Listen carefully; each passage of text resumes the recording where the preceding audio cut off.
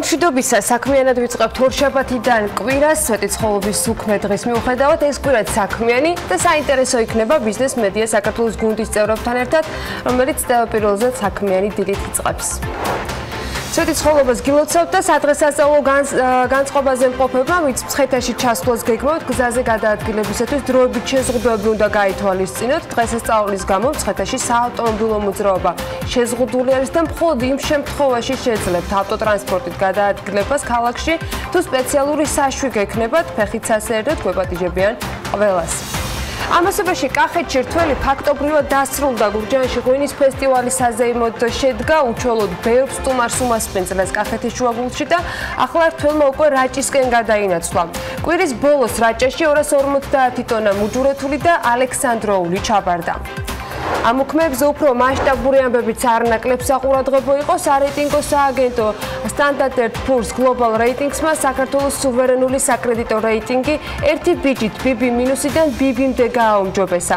სარეიტინგო სააგენტო საკრედიტო რეიტინგის გაუმჯობესების მთავარ მიზეზად საგარეო შოკებისადმი მნიშვნელოვნად გაუმჯობესებულ მდგრადობას ასახელებს. სააგენტო აღნიშნავს, რომ ხელისუფლების მცდელობა ხელი შეუწყოს და კიდევ გააუმჯობესოს ეკონომიკის მოქნილობა საგარეო შოკებისადმი იქნება მაღალი ეკონომიკური ზრდის საფუძველი. ის რომ ბოლო წლებში რეგიონში არსებული კრიზისული ვითარებიდან გამომდინარე რეიტინგების შემცირების ტენდენციაა და ამ პერიოდში საქართველოს ერთადერთი ქვეყანა აღმოჩნდა, რომელმაც ამ პერიოდში საკრედიტო რეიტინგის წინსვლა დააფიქსირა, განსაკუთრებით მნიშვნელოვანი ხელისუფლებისთვის იყო. ივანე მაჭავარიანი ამბობს, რომ განსაკუთრებით საყურადღებო და საინტერესო სარეიტინგო კომპანიის სააგენტოს მხრიდან მომდევნო წლებში ეკონომიკურ ზრდაზე აქცენტია, რომლითაც საქართველოს მომდევნო წლებში კარგად პოზიციონირებს. 22 და 23 ოქტომბერს გასამართი აბრეშუმის ფორუმისათვის კი სამზადისი გრძელდება.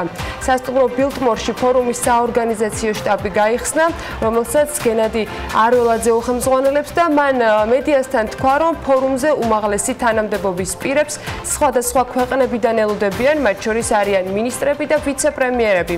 საერთო ჯამში მსოფლიოს 60-მდე ქვეყნის 2000-მდე დელეგატს უნდა ვუმასპინძლოთ. თბილისი რუსთავის ავტობანზე სამუშაოებისათვის კი 2020 წელს მთავრობა თანხას ვერ გამოყოფს. რეგიონული განვითარებისა და ინფრასტრუქტურის მინისტრის მოადგილის მზია გიორგობიანის ინფორმაციით, რუსთავი-თბილისის ავტობანის მშენებლობის დასრულება კვლავ ადგილობრივი მოსახლეობის წინააღმდეგობის ხელის შეშლის ფონზეა დაგეგმილი. დიღმის ჭალებში საქალაქო პარკის მოწყობასთან დაკავშირებული ტენდერი ჩაიშალა. ეს კი იმას ნიშნავს, რომ პარკის მოწყობა წელს ვერ დაიწყება. თბილისის მერის მოადგილე მაია ბითაძე განმარტავს, რომ პირველ ადგილზე მყოფი კომპანია Green Service ნაპირსამაგრის სამუშაოების ჩატარების გამოცდილება არ ჰქონდა, რაც ტენდერში მონაწილე მეორე კომპანიამ ინშაატ საქართველომ გაასაჩივრა. მეტროს ახალი ვაგონების შესყიდვაზე თბილისის მერია ტენდერს უახლოეს დღეებში გამოაცხადებს. ეს დედაქალაქის მერმა დაანონსა. განათლების, მეცნიერების, კულტურის და სპორტის მინისტრის ინიციატივის შემდეგ, რომლის საფუძველზეც საპენსიო ასაკის 6300 პედაგოგი ფულადი ჯილდოს სანაცვლოდ სკოლიდან წავიდა, საშუალო განათლების სისტემაში 8080 ვაკანტურ ადგილზე 2300-მდე პედაგოგია დასაქმებული.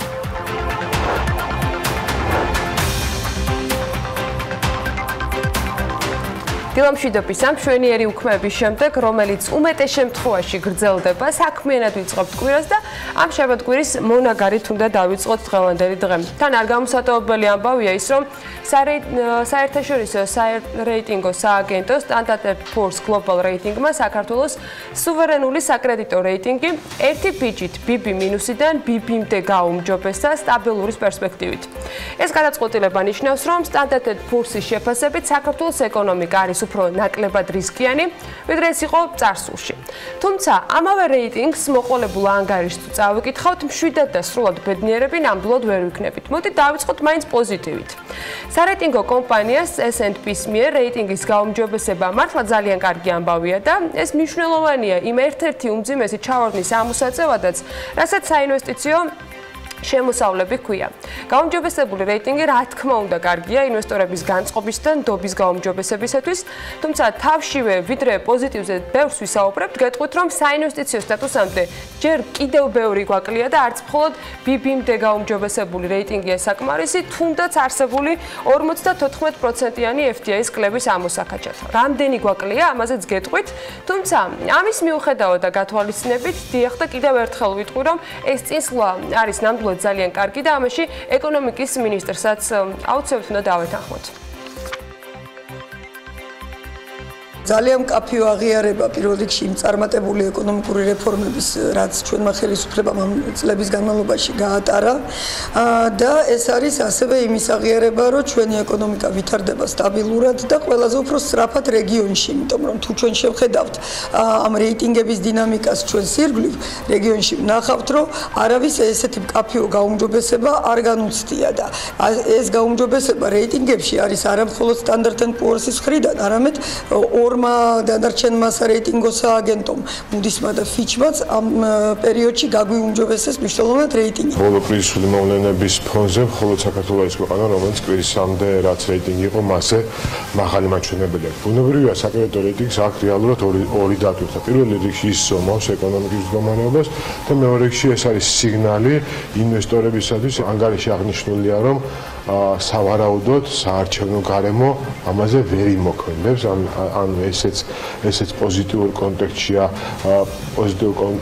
განხილული, რაც შეეხება ბოლო პერიოდში განვითარებულ მოვლენებთან დაკავშირებით, ესეც საკმაოდ პოზიტიურად არის იმ კუთხით, რომ მიუხედავად ესე ვთქვათ შემცირებისა, საქართველოს რაღაც მნიშვნელოვანი ნეგატიური პროცესები არ ელის. ახლა რა ხდება, რის ხარჯზე გაგვიუმჯობესდა პოზიციები, თუ არის პრობლემები და ვართ რიგი გამოწვევების წინაშე ფაქტია. სარეიტინგო სააგენტო საკრედიტო რეიტინგის გაუმჯობესების მთავარ მიზეზად საგარეო შოკებისადმი მნიშვნელოვნად გაუმჯობესებულ მდგრადობას ასახელებს. სააგენტო აღნიშნავს, რომ ხელისუფლების მცდელობა, რომ ხელი შეუწყონ და გააუმჯობესონ ეკონომიკის მოქნილობა, მაღალი ეკონომიკური ზრდის საფუძველია და ამ ამბის აღნიშვნა არც ფინანსთა მინისტრს გამორჩენია, რომელმაც შაბათს განახლებული მონაცემების წარსადგენად საგანგებო ბრიფინგი გამართა და ამ რეიტინგის მნიშვნელობაზე კიდევ ერთხელ ისაუბრა. სააგენტო აღნიშნავს, რომ და მიესალმება იმ რეფორმებს, რომელსაც ჩვენ ქვეყანაში ვახორციელებთ, აქ არის ნახსენები რამდენიმე რეფორმა, მათ შორის არის განათლების რეფორმა, მათ შორის არის საპენსიო რეფორმა, მათ შორის ის, რომელიც ბოლო ერთ წლის განმავლობაში განხორციელდა, მათ შორის არის მიწის რეფორმა, ასევე საგადასახადო რეფორმა, სადაც კერძოდ გამოყო დეაგეს დაბრუნებების თემა, მიუხედავად იმ მოლოდინებისა, რომელიც იცით ზაფხულში გაჩნდა ტურისტთან დაკავშირებით, მიუხედავად ამისა, საქართველოს ეკონომიკა საკმაოდ მყარია. მოწონებულ რეფორმებთან თუ გამოწვევებთან ერთად სააგენტომ მიგვითითა ხარვეზე და ესეც ფაქტია პრინციპში. გამოწვევების წინაშე რომ ვართ ამას არც ივანე მაჭავარიანი უარყოფს და ფინანსთა მინისტრმა მედიასთან რეპლიკა ამაზეც გააკეთა. შეეხება სუსტ მხარეს რჩება ერთ-ერთ მთავარ გამოწვევა ჩვენი ეკონომიკის ზომა, სიმცირე და ეს პირველ რიგში იმით არის გამოწვეული ჩვენ ზოგადად ისტორიულად ძალიან დაბალი ნიშნულით ვართ და მცირე ეკონომიკა და შესაბამისად ეს არის ყველაზე ფუნდამენტური პრობლემა, რაც საგვირველია და ჩვენ ამიტომ მდგრადი ეკონომიკური ზრდა და აი ეს რეფორმები ნაბიჯ მივიყვანს აი ამ მთავარი სისუსტის აღმოფხვრაზე, რასაც ჩვენი ეკონომიკის სიმცირე ჰქვია. ერთი ხელის მოსმით ვერ გაიზრდება და ვერ გაიწელება საქართველო, ვერც მისი ბაზარი და ვერც ეკონომიკა. ამაგერ შეგვიძლია საექსპორტო მოცულობები გავზარდოთ. მით უმეტეს რომ გვაქვს ამხელა ბაზრები თავისუფალი სავაჭრო შეთანხმებებიდან გამომდინარე, რომლის მინიმალური ნაწილიც ჯერ ათვისებული არ არის და შესაბამისად თუ ამას მოვახერხებთ, გაიზრდება შემოსავლებიც. საბოლოო მიზნამდე მართლა ბევრი სამუშაო გვაქვს, ძალიან ბევრი და ეგრეთ წოდებული ჯანქიდან, ანუ ნაგვიდან რომ ამოვიდეთ, სარეიტინგო პოზიციას გული გულისხმობ, კიდევ ბევრი წელი მოგვიწევს თავდაუზოგავი მუშაობა, ისე რომ სულ და გვახსოვდეს, რომ შეცდომების უფლება უბრალოდ არ გვაქვს. არა და ეს აშკარად გვაუწყდება ხოლმე და თანაც ძალიან ხშირად. არც მოდუნების უფლება გვაქვს, მიუხედავად იმისა, რომ სარეიტინგო კომპანიამ ეკონომიკური ზრდის პროგნოზს წინა 4%-იან შეფასებასთან შედარებით გადახედა და 4.5%-მდე გაზარდა. მიუხედავად იმისა, რომ სააგენტო შეფასებით საქართველოს შეინარჩუნებს რეგიონში სხვა ქვეყნებთან შედარებით მაღალ ეკონომიკურ ზრდას. მათივე შეფასებით 2018 წელს მთლიანი ინვესტიციების მოცულობა მთლიანი შიდა პროდუქტის 33% იყო, მათ შორის პირდაპირ უცხოური ინვესტიციები მთლიან შიდა პროდუქტთან იყო 5.7%, ყველაზე მაღალი მაჩვენებელია ჩვენი სარეიტინგო ჯგუფის ქვეყნებს შორის და საშუალო ვადიან პერიოდში ამ კუთხით სააგენტო საქართველოს ლიდერობას უწინასწარმეტყველებს მომდევნო წლებშიც. მიუხედავად იმისა, რომ სააგენტო ასევე ხაზს უსვამს საგარეო დაფინანსებაზე შემცირებულ დამოკიდებულებას, მათი შეფასებით იმ შემთხვევაში, თუ პირდაპირ უცხოური ინვესტიციების მნიშვნელოვანი კლება იქნება, მაშინ ეს გაცვლით კურსზე განსაკუთრებულ ზეწოლას არ მოახდენს. მიუხედავად იმისა, რომ დადებითად არის შეფასებული ქვეყნის შიდა დანაზოგების ზრდა, რაც 2010 წლიდან 2018 წლამდე 11%-დან 26%-მდე გაიზარდა. განახლებულ რეიტინგთან ერთად S&P-მ საქართველოს ეკონომიკის მიმოხილვას გამოაქვეყნა, სადაც ქვეყნის წინაშე მდგარი უმთავრესი რისკები და გამოწვევებია განხილული და აქ ჩანს, რომ ყველაფერი მთლად ისე არ არის, როგორც გვინდა რომ იყოს. სხვათა შორის ამ დოკუმენტში საუბარია საქართველოს უმსხვილესი ბანკის TBC-ის აქციონერების მამუკა ხაზარაძის და ბადრი ჯაფარიძის წინააღმდეგ მიმდინარე სასამართლო პროცესზე და იმ შესაძლო ეფექტზე, რაც მას მთლიან საქართველოს საბანკო სისტემაზე შეიძლება ჰქონდეს. ჩვენ არ მოველით, რომ TBC ბანკის აქციონერების წინააღმდეგ მიმდინარე გამოძიება საბანკო სისტემის მდგრადობისათვის ფართო პრობლემად გადაიქცევა. არსებული პროგნოზით ის არც თავად ბანკის და არც საბანკო სისტემისათვის არ გადაიქცევა არსებით საკითხად, თუმცა ამის მიუხედავად ვაცნობიერებთ, რომ TBC ბანკზე მთლიანი სესხების 40% მოდის, შესაბამისად მას დიდი სისტემური მნიშვნელობა გააჩნია ნათქვამია მიმოხილვაში და მიმოხილვაში პრინციპში თემატურად არ ეხებოდა, რომ მეთქვათ რამე ანაკლიასთან დაკავშირებით, საინვესტიციო გარემოსთან დაკავშირებით ამ ნაწილში ან სხვა დანარჩენის. თანათებ კურსი კი აღნიშნავს, რომ საქართველოს საბანკო სისტემა არის მდგრადი, თუმცა ვალდებულებების მაღალი დოლარიზაცია მნიშვნელოვან გამოწვევად რჩება. 2019 წელს ინფლაციის ზრდის მიუხედავად სააგენტო მიიჩნევს, რომ ეროვნული ბანკის მიერ გატარებული პოლიტიკის შედეგად 2020 წლიდან ინფლაცია სამიზნე მაჩვენებელს დაუბრუნდება. S&P ასევე ყურადღებას ამახვილებს საქართველოში არსებულ მდგრად საბანკო სისტემაზე, რის ერთ-ერთი დამადასტურებელი ეროვნული ვალუტის გაუფასურების მიუხედავად უმოქმედო სესხების დაბალი მაჩვენებელი აღნიშნავს სააგენტო. კომპანიის პროგნოზითვე სახელმწიფო ბალი მდგრად დონეზე კონკრეტულად 2022 წლამდე მთლიანი შიდა პროდუქტის 43%-თან ახლოს შენარჩუნდება. ასევე მიიჩნევენ, რომ 2021 წლის შემდეგ სახელმწიფო საგარეო ბალის კლების ტენდენციაც უნდა დაფიქსირდეს. ამ შეფასებებში თავისი წილი აქვს ეროვნულ ბანკსაც, რომელიც თავის მხრივ განცხადებით გამოეხმაურა სააგენტოს 11 ოქტომბრის განახლებულ რეიტინგს.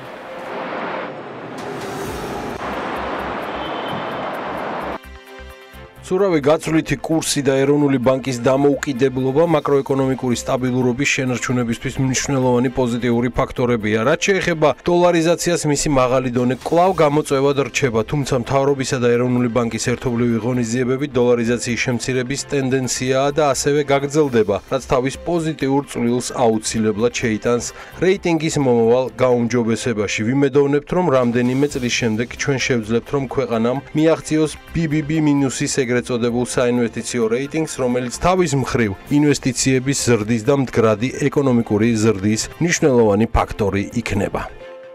იმედიანობა მხოლოდ რომ არ გვიშველეს, ეგ ხო ვიცით და ფაქტი ახლა სხვა დანარჩენს უნდა მივყვეთ. 11 ოქტომბრის რეიტინგში ასახული გადაწყვეტილებით S&P იყო ბოლო სარეიტინგო სააგენტო, რომელიც საქართველოს სუვერენული საკრედიტო რეიტინგის BB-ის დონეზე ინარჩუნებდა. ვინაიდან Moody's-მა ანალოგიური სააგენტო დონიდან BB-ის თანრიგის საკრედიტო დონეზე გადაწყვეტილება ჯერ კიდევ 2017 წლის სექტემბერში მიიღო, Fitch-მა კი BB-მდე 2019 წლის 22 თებერვალს აქცია. ეს გადაწყვეტილება ნიშნავს, რომ კიდევ ერთხელ უნდა გავიმეორო, რომ S&P-ს შეფასებით საქართველოს ეკონომიკა არის უფრო ნაკლებად რისკიანი, ვიდრე ეს თქვათ იქამდე. თუმცა ამასთან ერთად ორგანიზაცია მიუთითებს, რომ ქვეყანა მნიშვნელოვანი გამოწვევების წინაშეა, მათ შორის არის როგორც ინსტიტუციური დამოუკიდებლობის საკითხები, ასევე საგარეო სექტორიდან მომავალი რისკები. S&P აღნიშნავს, რომ ეკონომიკის ერთ-ერთ წამყვან სისუსტედ დაბალი შემოსავლები რჩება და რეიტინგის შემდგომი გაუმჯობესება, მათ შორის ეროვნული შემოსავლების ზრდაზეც იქნება დამოკიდებული. რეგიონთან შედარებით მაღალი საშუალო ზრდის მიუხედავად S&P მიუთითებს, რომ 2022 წლის ბოლომდე ნაკლებ სავარაუდოა, რომ ერთ მოსახლეზე მთლიანი შიდა პროდუქტის ოდენობამ $5,000 ამერიკულ დოლარს მიაღწიოს. შედარებისათვის 2019 წლისათვის მუშიკო ერთ მოსახლეზე იყო $4,300, რაც S&P შეფასებითვე გლობალურ ჭრილში კვლავ დაბალ მაჩვენებელს წარმოადგენს.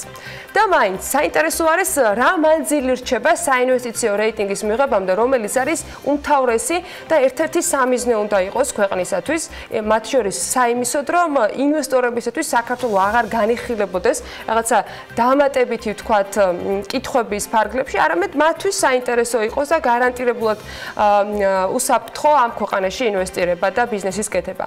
ამაზე ძალიან კარგი მასალა BMG-სათვის მოამზადა შევთა ტყაშელაშვილმა, რომელიც უნდა გაგიზიაროთ საქმიანი დილის მაყურებელს.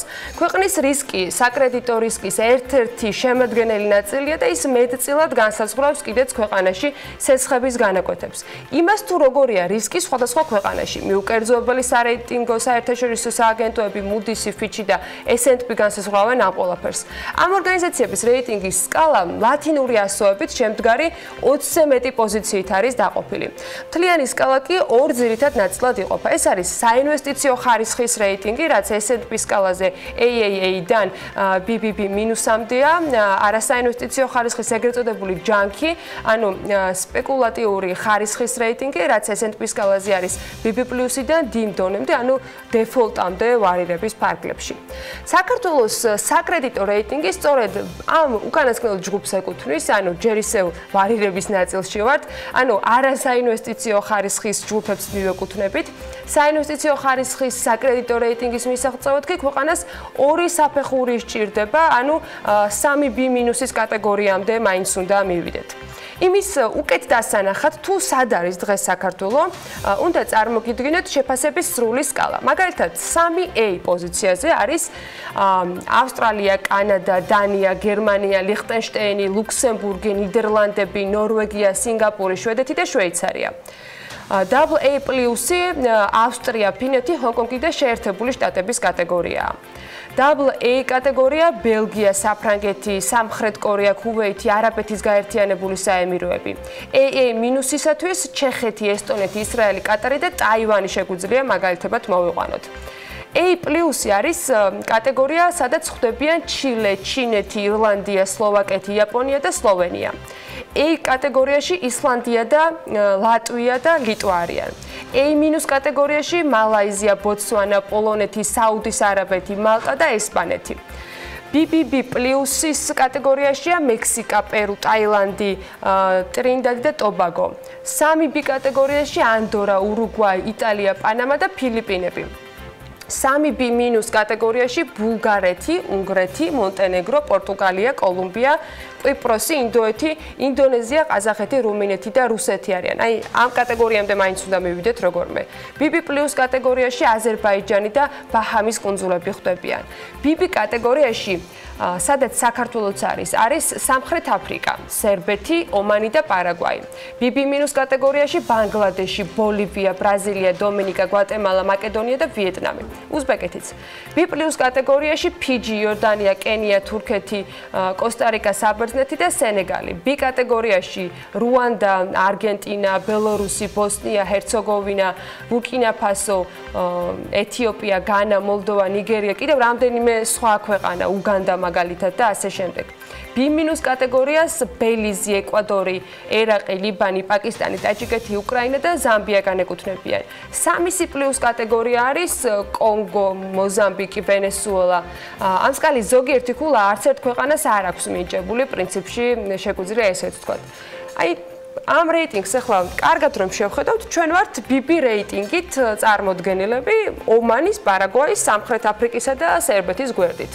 ერთი საფეხურით ასაწევად ბევრი გვაკლია, მართლა ბევრი გვაკლია და ნაწილობრივ ამაზე უკვე ვისაუბრეთ კიდეც. დაგვეხმარება თუ არა ამ წინწეწევაში ხშირად გაუგონარი შინაარსის რეგულაციები? ალბათ ერთმნიშვნელოვანი პასუხი შეიძლება იყოს, რომ ასე ცალსახად არაფრით. ინვესტორები მსოფლიო ბანკის იმ რეიტინგებსაც წაიკითხავენ, რომელშიც მსოფლიო მართლობის ინდიკატორების მორიგი გამოკვლევაა გამოქვეყნებული, რეგულირების ხარისხის შეფასებისას აქაც საქართველოს შეფასება შეგვიძლია ვთქვათ, რომ ისტორიულ მაქსიმუმზეა. მსოფლიო ბანკი 8 სხვადასხვა მასშტაბურ კვლევას დაეყრდნო იმისათვის, რომ ეს შედეგი ეჩვენებინა, რომელზეც ახლა უნდა ვისაუბროთ. მათ შორის აღსანიშნავი არის Economist Intelligence Unit-ის ექსპერტები, რომლებმაც რეგულირების ხარისხი შეაფასეს ისეთი მიმართულებებით, როგორიც არის არასამართლიანი კონკურენციის პრაქტიკა, ფასების კონტროლი, დისკრიმინაციული ტარიფები, ჭარბი პროტექცია და დისკრიმინაციული გადასახადები.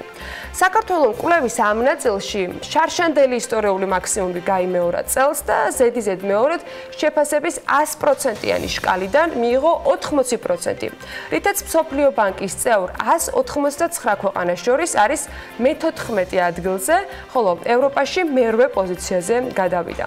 საქართველოს რეგულირების ხარისხით ისეთ ქვეყნებს უსწრებს, როგორიც არის შვედეთი, კანადა, შეერთებული შტატები, ესპანეთი, კვიპროსი, ბულგარეთი, პოლონეთი, საბერძნეთი, ხორვატია, რუმინეთი და ასე შემდეგ.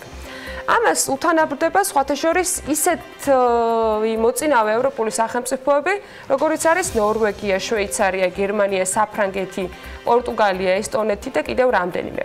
აქვე აუცილებლად აღვნიშნოთ, რომ მსოფლიო ბანკის ამ გამოკვლევაში Economist Intelligence Unit-ის ექსპერტიზის საფუძველზე საქართველოს კორუფციის კონტროლისა და ბიუროკრატიის შეფასებების მიხედვით მსოფლიო ბანკის წევრ 199 ქვეყანას შორის არის საუკეთესო 20-ულშიც მოხვედრილი. თავის მხრივ გლობალური მართლობის ინდიკატორები კვლევით მონაცემთა ბაზას წარმოადგენს, რომელიც სრულად სხვადასხვა გლობალურ რეიტინგებს და შეფასებებს ეფუძნება. ანუ უნდა ისიც აუცილებლად ვთქვათ, რომ ეს არ არის დამოუკიდებლად შექმნილი რეიტინგი, ძირითადად იყენებენ მაგალითად Open Budget Index, World Justice Projects და IREX-ის სხვადასხვა კვლევებს, სულ ჯამში 33 კვლევას და რეიტინგს და ამის შემდეგ ადგენენ იმ თანრიგებს სხვადასხვა ქვეყნების მიხედვით, რომელზეც ახლა ვსაუბრობთ. ეს მონაცემები თავის მხრივ კვლევით ინსტიტუტების და ცენტრების არასამთავრობო საერთაშორისო ორგანიზაციების, მათ შორის ისეთივე როგორც კერძო სექტორის წარმომადგენლების შედეგად მიღებული გამოკითხვების შეფასებები და მოსაზრებებია, მათ ანალიზს ეფუძნება. არსებული გლობალური რეიტინგების აგრეგაციის გზით გლობალური მართლობის ინდიკატორების მიერ ხდება ერთიანი მაჩვენებლის მიღება საბოლოო ჯამში და პოზიციების ამის მიხედვით მინიჭებაც. გლობალური მართლობის ინდიკატორებით მსოფლიოს მასშტაბით სულ 214 ქვეყანა ფასდება და ტერიტორია, მათ შორის მსოფლიო ბანკის წევრი 189 სახელმწიფო და ეს კვლევა პრინციპში 96 წლიდან 2018 წლის ჩათვლით პერიოდებს მოიცავს. ხო და ასეთი საინტერესო რეიტინგები და პოზიციები რომ გვაქვს, მაშინ რატომ არ გვაქვს ინვესტიციები? ამაზე პასუხი, როდესაც გვჭირდება და ამაზე კითხობთ, როდესაც ვსვამთ, ალბათ მეტად არგუმენტირებული პასუხები არის ხოლმე მოსამზადებელი და შესაბამისად გასაცემი, იმიტომ რომ ფაქტია ამ ნაწილში საქართველოს სერიოზული ჩავარდნა აქვს და ეს ჩავარდნა მათ შორის ჩვენს ჯიბეზე პირდაპირ აისახება, იმიტომ რომ გრძელი ჭაჭვის ფონზე მოქმედებს ეროვნული ვალუტის კურსიც. ახლა იმ ბიზნეს სიახლეებს უნდა გადავხედოთ, რომელიც მათ შორის თუ კი იქნება საინტერესო ინვესტიციები, აუცილებლად მოგიყვებათ ხოლმე ასეთ ამბებზე. პრემიერის და ქვეყნის უმსხვილესი სამშენებლო კომპანიების წარმომადგენლებთან შეხვედრის შემდეგ კი სექტორის უმსხვილესი მოთამაშეები ძირითად პრობლემებად სწორედ რეგულაციების ტვირთის ზრდას, ვალდებულებების მატების გამო გაზრდილ ხარჯებს და სხვა საკითხებს ასახელებენ. ბუნებრივი გაზის შიდა გაყვანილობის შემოწმება კი სავალდებულო ხდება, რისთვისაც მოსახლეობას შესაბამისი საფასურის გადახდა მოუწევს. საქართველოში ტაქსების ფედერაცია იქმნება და მემორანდუმს ნიუ-იორკის ტაქსის ფედერაციასთან აფორმებენ. თბილისში აბრეშუმის გზის ფორუმის საორგანიზაციო შტაბი გაიხსნა, რომელსაც ეკონომიკისა და მდგრადი განვითარების მინისტრის მოადგილე გენადი არველაძე უხელმძღვანელებს. ფორუმი 22-23 ოქტომბერს გაიმართება და მას 60-მდე ქვეყნის 2000-მდე დელეგატი დაესწრება, მათ შორის მაღალი თანამდებობის პირები, ბიზნესმენები და ექსპერტები. აბრეშუმის გზის ფორუმი საქართველოში მესამედ უნდა გაიმართოს, პირველ ფორუმს ქვეყანამ ჯერ კიდევ 2015 წელს უმასპინძლა. საქართველოს ამჯერადაც წელს უმასპინძლებს მაღალი რანგის სტუმრებს როგორც რეგიონის ქვეყნებიდან, სამეზობლოდან, ასევე ევროპის ქვეყნებიდან, ჩვენთან ჩამოვლენ და უკვე დადასტურებული არის როგორც მინისტრების დონეზე, ასევე ვიცე-პრემიერების დონეზე სხვადასხვა ქვეყნებიდან. მნიშვნელოვანია, რომ ასევე ბიზნეს სექტორი არის წარმოდგენილი უმაღლეს დონეზე, დივერსიფიცირებული არის როგორც სექტორების მიმართულებით, ასევე ქვეყნების მიმართულებით და არის ძალიან მნიშვნელოვანი, რომ ჩვენ განვიხილავთ ამ ფორუმზე ისეთ მნიშვნელოვან საკითხებს, როგორიც არის ვაჭრობასთან დაკავშირებული საკითხები, სატრანსპორტო დერეფნებთან დაკავშირებული საკითხები, ასევე ენერგეტიკის სფეროსთან დაკავშირებული საკითხი. საქართველოს პრემიერ-მინისტრის გადაწყვეტილებით ახალი საჯარო სამართლის იურიდიული პირი შეიქმნება, რომლის მიზანსაც ქვეყანაში დასაქმების ხელშეწყობა წარმოადგენს. ახალი უწყების სახელი დასაქმების ხელშეწყობის სახელმწიფო სააგენტო იქნება და ის 30 ნოემბრამდე უნდა ჩამოყალიბდეს. საქართველოში დასაქმების სახელმწიფო პოლიტიკის შემუშავებაზე პასუხისმგებელი ოკუპირებული ტერიტორიებიდან დევნილთა შრომის ჯანმრთელობისა და სოციალური დაცვის სამინისტროა. ამ სამინისტროში დაქვემდებარებაში არსებული სოციალური მომსახურების სააგენტოს დასაქმების პროგრამების დეპარტამენტის უფროსმა მარიამ ბეზარაშვილმა BMG-სთან თქვა, რომ ახალი უწყება ჯანდაცვის სამინისტროს ქოლგის ქვეშ იქნება გაერთიანებული და მისი თქმით, მათ ამასთან დაკავშირებით მხოლოდ ინფორმაციის დონეზე აქვთ მცირე დეტალები, თუმცა ეს უწყება ჯერ შექმნილი არ არის, ჯერ არის მხოლოდ პრემიერის დადგენილება და მისივე თქმით 497 დადგენილება გახლავთ ეს, რაც თავის მხრივ ნიშნავს იმას, რომ 30 ნოემბრამდე უნდა ჩამოყალიბდეს ცალკე სიპათეს სამსახური. დანარჩენი დეტალები კი კვლავ უცნობი რჩება. დასაქმება ჯანდაცვის სამინისტროს ხელმძღვანელი მარიამ ბეზარაშვილი ამასთან დაკავშირებით დამატებით ინფორმაციას არ ფლობს.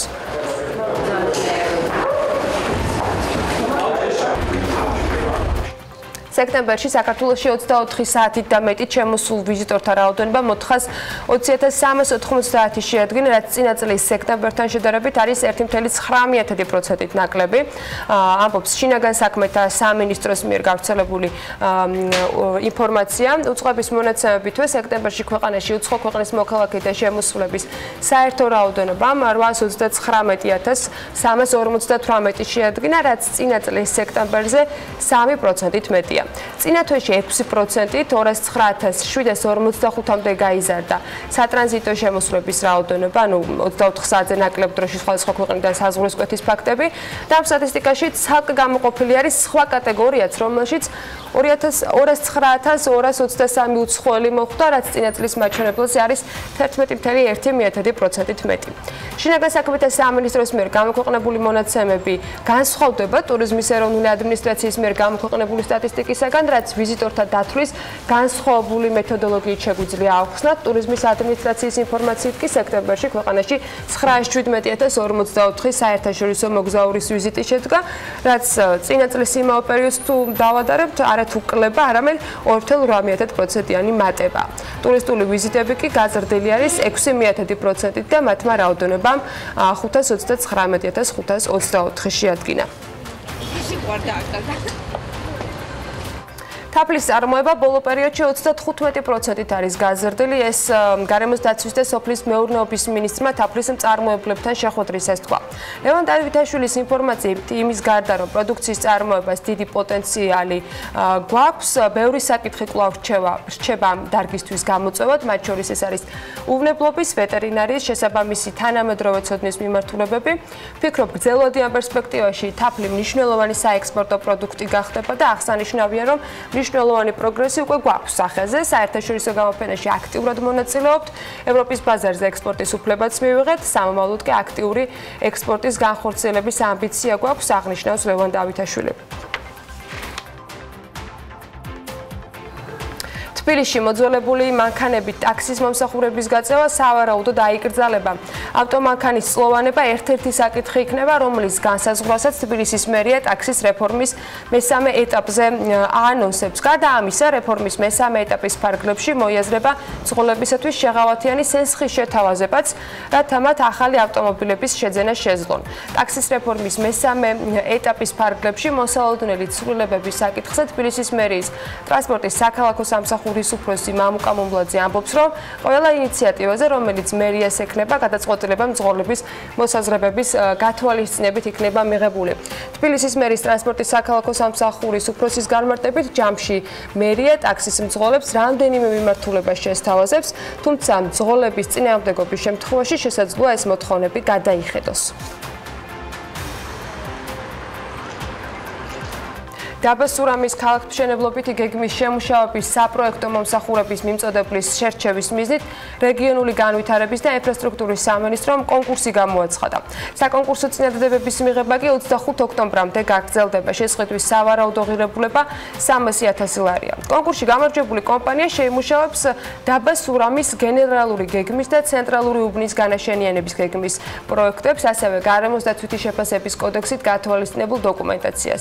როგორც რეგიონული განვითარების და ინფრასტრუქტურის სამინისტრო განმარტავს, განაშენიანების გეგმების შემუშავებისას პრიორიტეტულად გასათვალისწინებელი საკითხები არის საბავშვო კურორტის ფუნქციის აღორძინება, ბუნებრივი პირობების და მინერალური წყლების გონივრულად გამოყენება, ადმინისტრაციულ-საზოგადოებრივი ცენტრის კომპლექსურად მოწესრიგება, არქიტექტურული ესთეტიკური იერსახის გაუმჯობესება, ქაოსური სამშენებლო სამუშაოების წარმოების რისკის შემცირება და ასე შემდეგ.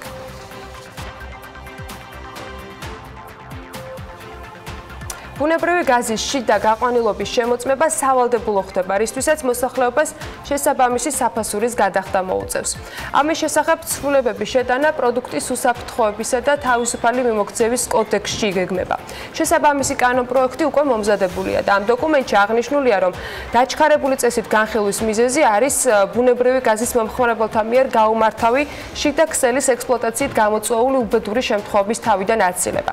კანონპროექტის მიღება თავის მხრივ სახელმწიფო ბიუჯეტის საშემოსავლო ნაწილზე მოახდენს გავლენას, რადგან აკრედიტებული ინსპექტორების ორგანო ბუნებრივი გაზის საცალო მომხმარებლის შიდა ქსელის შემოწმების მომსახურებისათვის მიღებულ შემოსავალზე კანონმდებლობით დადგენილ გადასახადსაც გადაიხდის.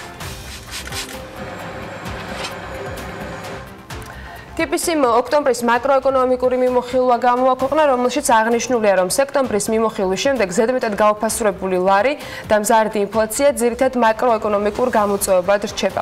სექტემბრის ინფლაციამ 6.4%-ს მიაღწია და ამასთან ფასების ზრდა საკმაოდ ბევრ პროდუქტზე დაფიქსირდა. TPC კვლევების შეფასებით, ლარის ეფექტური კურსის დღეისთვის არსებულ დონეზე შენარჩუნების შემთხვევაში წლის ბოლოსთვის ინფლაცია დაახლოებით 8%-მდე გაიზრდება, ნაცვლად მანამდე პროგნოზირებული 7%-ისა.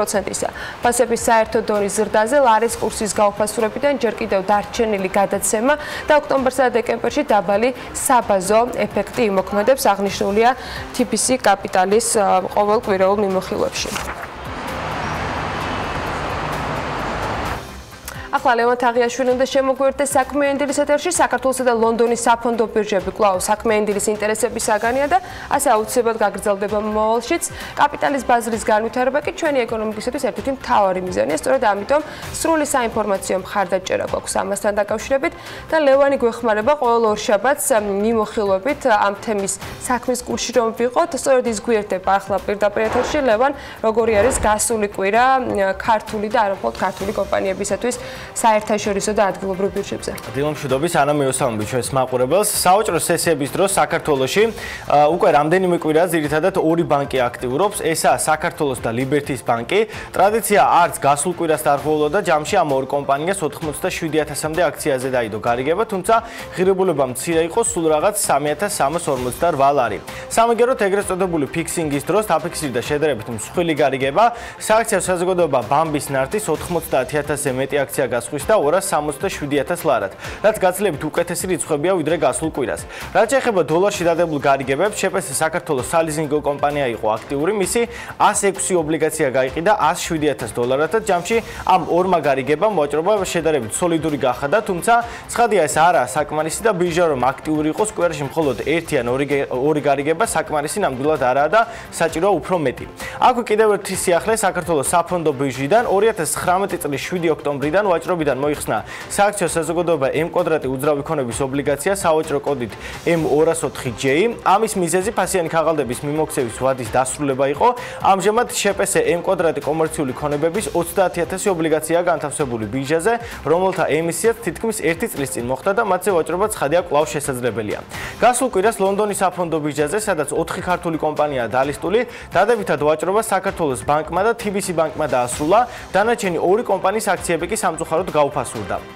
საქართველოს ბანკის 204,000 ფასიანი ქაღალდზე დაიდო გარიგება 2,6 მილიონი ფუნტად, ჯორჯია კაპიტალის 99,000 აქცია გაიყიდა 986,000 ფუნტად, საქართველოს ჯანდაცვის ჯგუფის 25,000 აქცია 52,000 ფუნტად, TBC ბანკს რაც შეეხება მის 268,000 აქციაზე დაიდო გარიგება 3 მილიონ ფუნტს მცირედით გადაცდა მისი ღირებულება.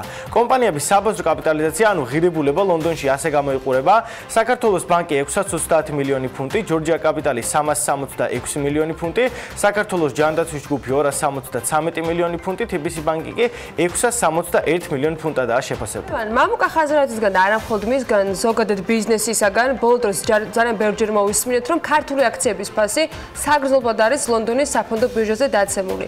ამ ყველაფერს გალტენ ტაგარტის მიერ მოწოდებული ინფორმაციაც პრინციპში ადასტურებს, თუმცა ეს კლება რიცხვებში როგორია და რამდენი პროცენტით არის გაუფასურებული კომპანიების აქციები წლის დასაწყისიდან დღემდე, თუ შეგიძლია რომ ეს დაგვითვალო. კი, ნამდვილად ასეა, როგორც გრაფიკზე დაინახავთ, წლის დასაწყისიდან საქართველოს აქციების ფასი 1,6%-აა დაკლებული, ჯორჯია კაპიტალის კლება 3,13%-ია, საქართველოს ჯანდაცვის ჯგუფის 2,94%, TBC ბანკის აქციების ფასი კი თითქმის მეხუთედითაა შემცირებული 19,84%-ით, რაც ცხადია საბაზრო კაპიტალიზაციაზეც აისახა. წლის დასაწყისში თუ ველოდებოდით, TBC ბანკი როდის მიაღწევდა 1 მილიარდიან ნიშნულს, ახლა მისი ფასი 650 მილიონს ძლივს ხდება, რაც ძალიან დიდი დროის და ენერგიის დაკარგვას ნიშნავს ფაქტია კომპანიისთვის.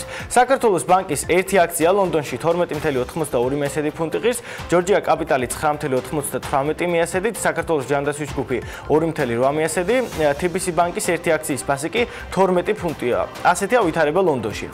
დავბრუნდეთ საქართველოში, სადაც ბირჟის ინდექსი 10 სექტემბრის შემდეგ პირდაპირ განახევრებულია, მისი ამჟამინდელი მაჩვენებელი 89 პუნქტია, როგორც ეკრანზე ხედავთ, რაც ეხება ბირჟის საბაზრო კაპიტალიზაციას, ის 30 სექტემბრის მონაცემით, როგორც ეკრანზე დაინახავთ, 1 მილიარდ 886 მილიონი ლარია. მადლობა ლევან მიმოხილვისათვის. ჩვენ არ ვემშვიდობთ ლევან თაღაშვილს, ის სულ რამდენიმე წუთში უკვე ნავთობის ბაზრის მიმოხილვით დაგვიბრუნდება, თუმცა იქამდე ამიდის პროგნოზს უნდა გადავხედოთ ფრენების განრიგს და პატარა სარეკლამო პაუზაც გვაქვს ჩვენი მაყურებლებისათვის. ამით რაც შეეხება გარემოს ეროვნული სააგენტო გვაწვდის ინფორმაციას, რომ დღეს სამინდი განპირობებული იქნება კასპიის ზღვის ჩრდილო-აღმოსავლეთით მდგარი ცივი ჰაერის მასების და სამხრეთიდან გადმონაცვლებული ცხელი ჰაერის მასების ურთიერთქმედებით. დრო გამოშვებით მოიღრუბლებს, უმეტესად უნალექოთ ჩაევრის დღე ზოგან იქროლებს აღმოსავლეთის მიმართულების ქარიც. შემოდგომის კვალობაზე შეიძლება ითქვას, რომ საკმაოდ კარგი ტემპერატურული მაჩვენებლებია თითქმის ყველა ქალაქში. კონკრეტულად სად დღეს რა მაქსიმალური ტემპერატურა დაფიქსირდება, ამას თქვენ გრაფიკზე დაინახავთ და როგორც დაგხვდით, რამდენიმე წუთში უკვე რეკლამის შემდეგ დაგიბრუნდებით.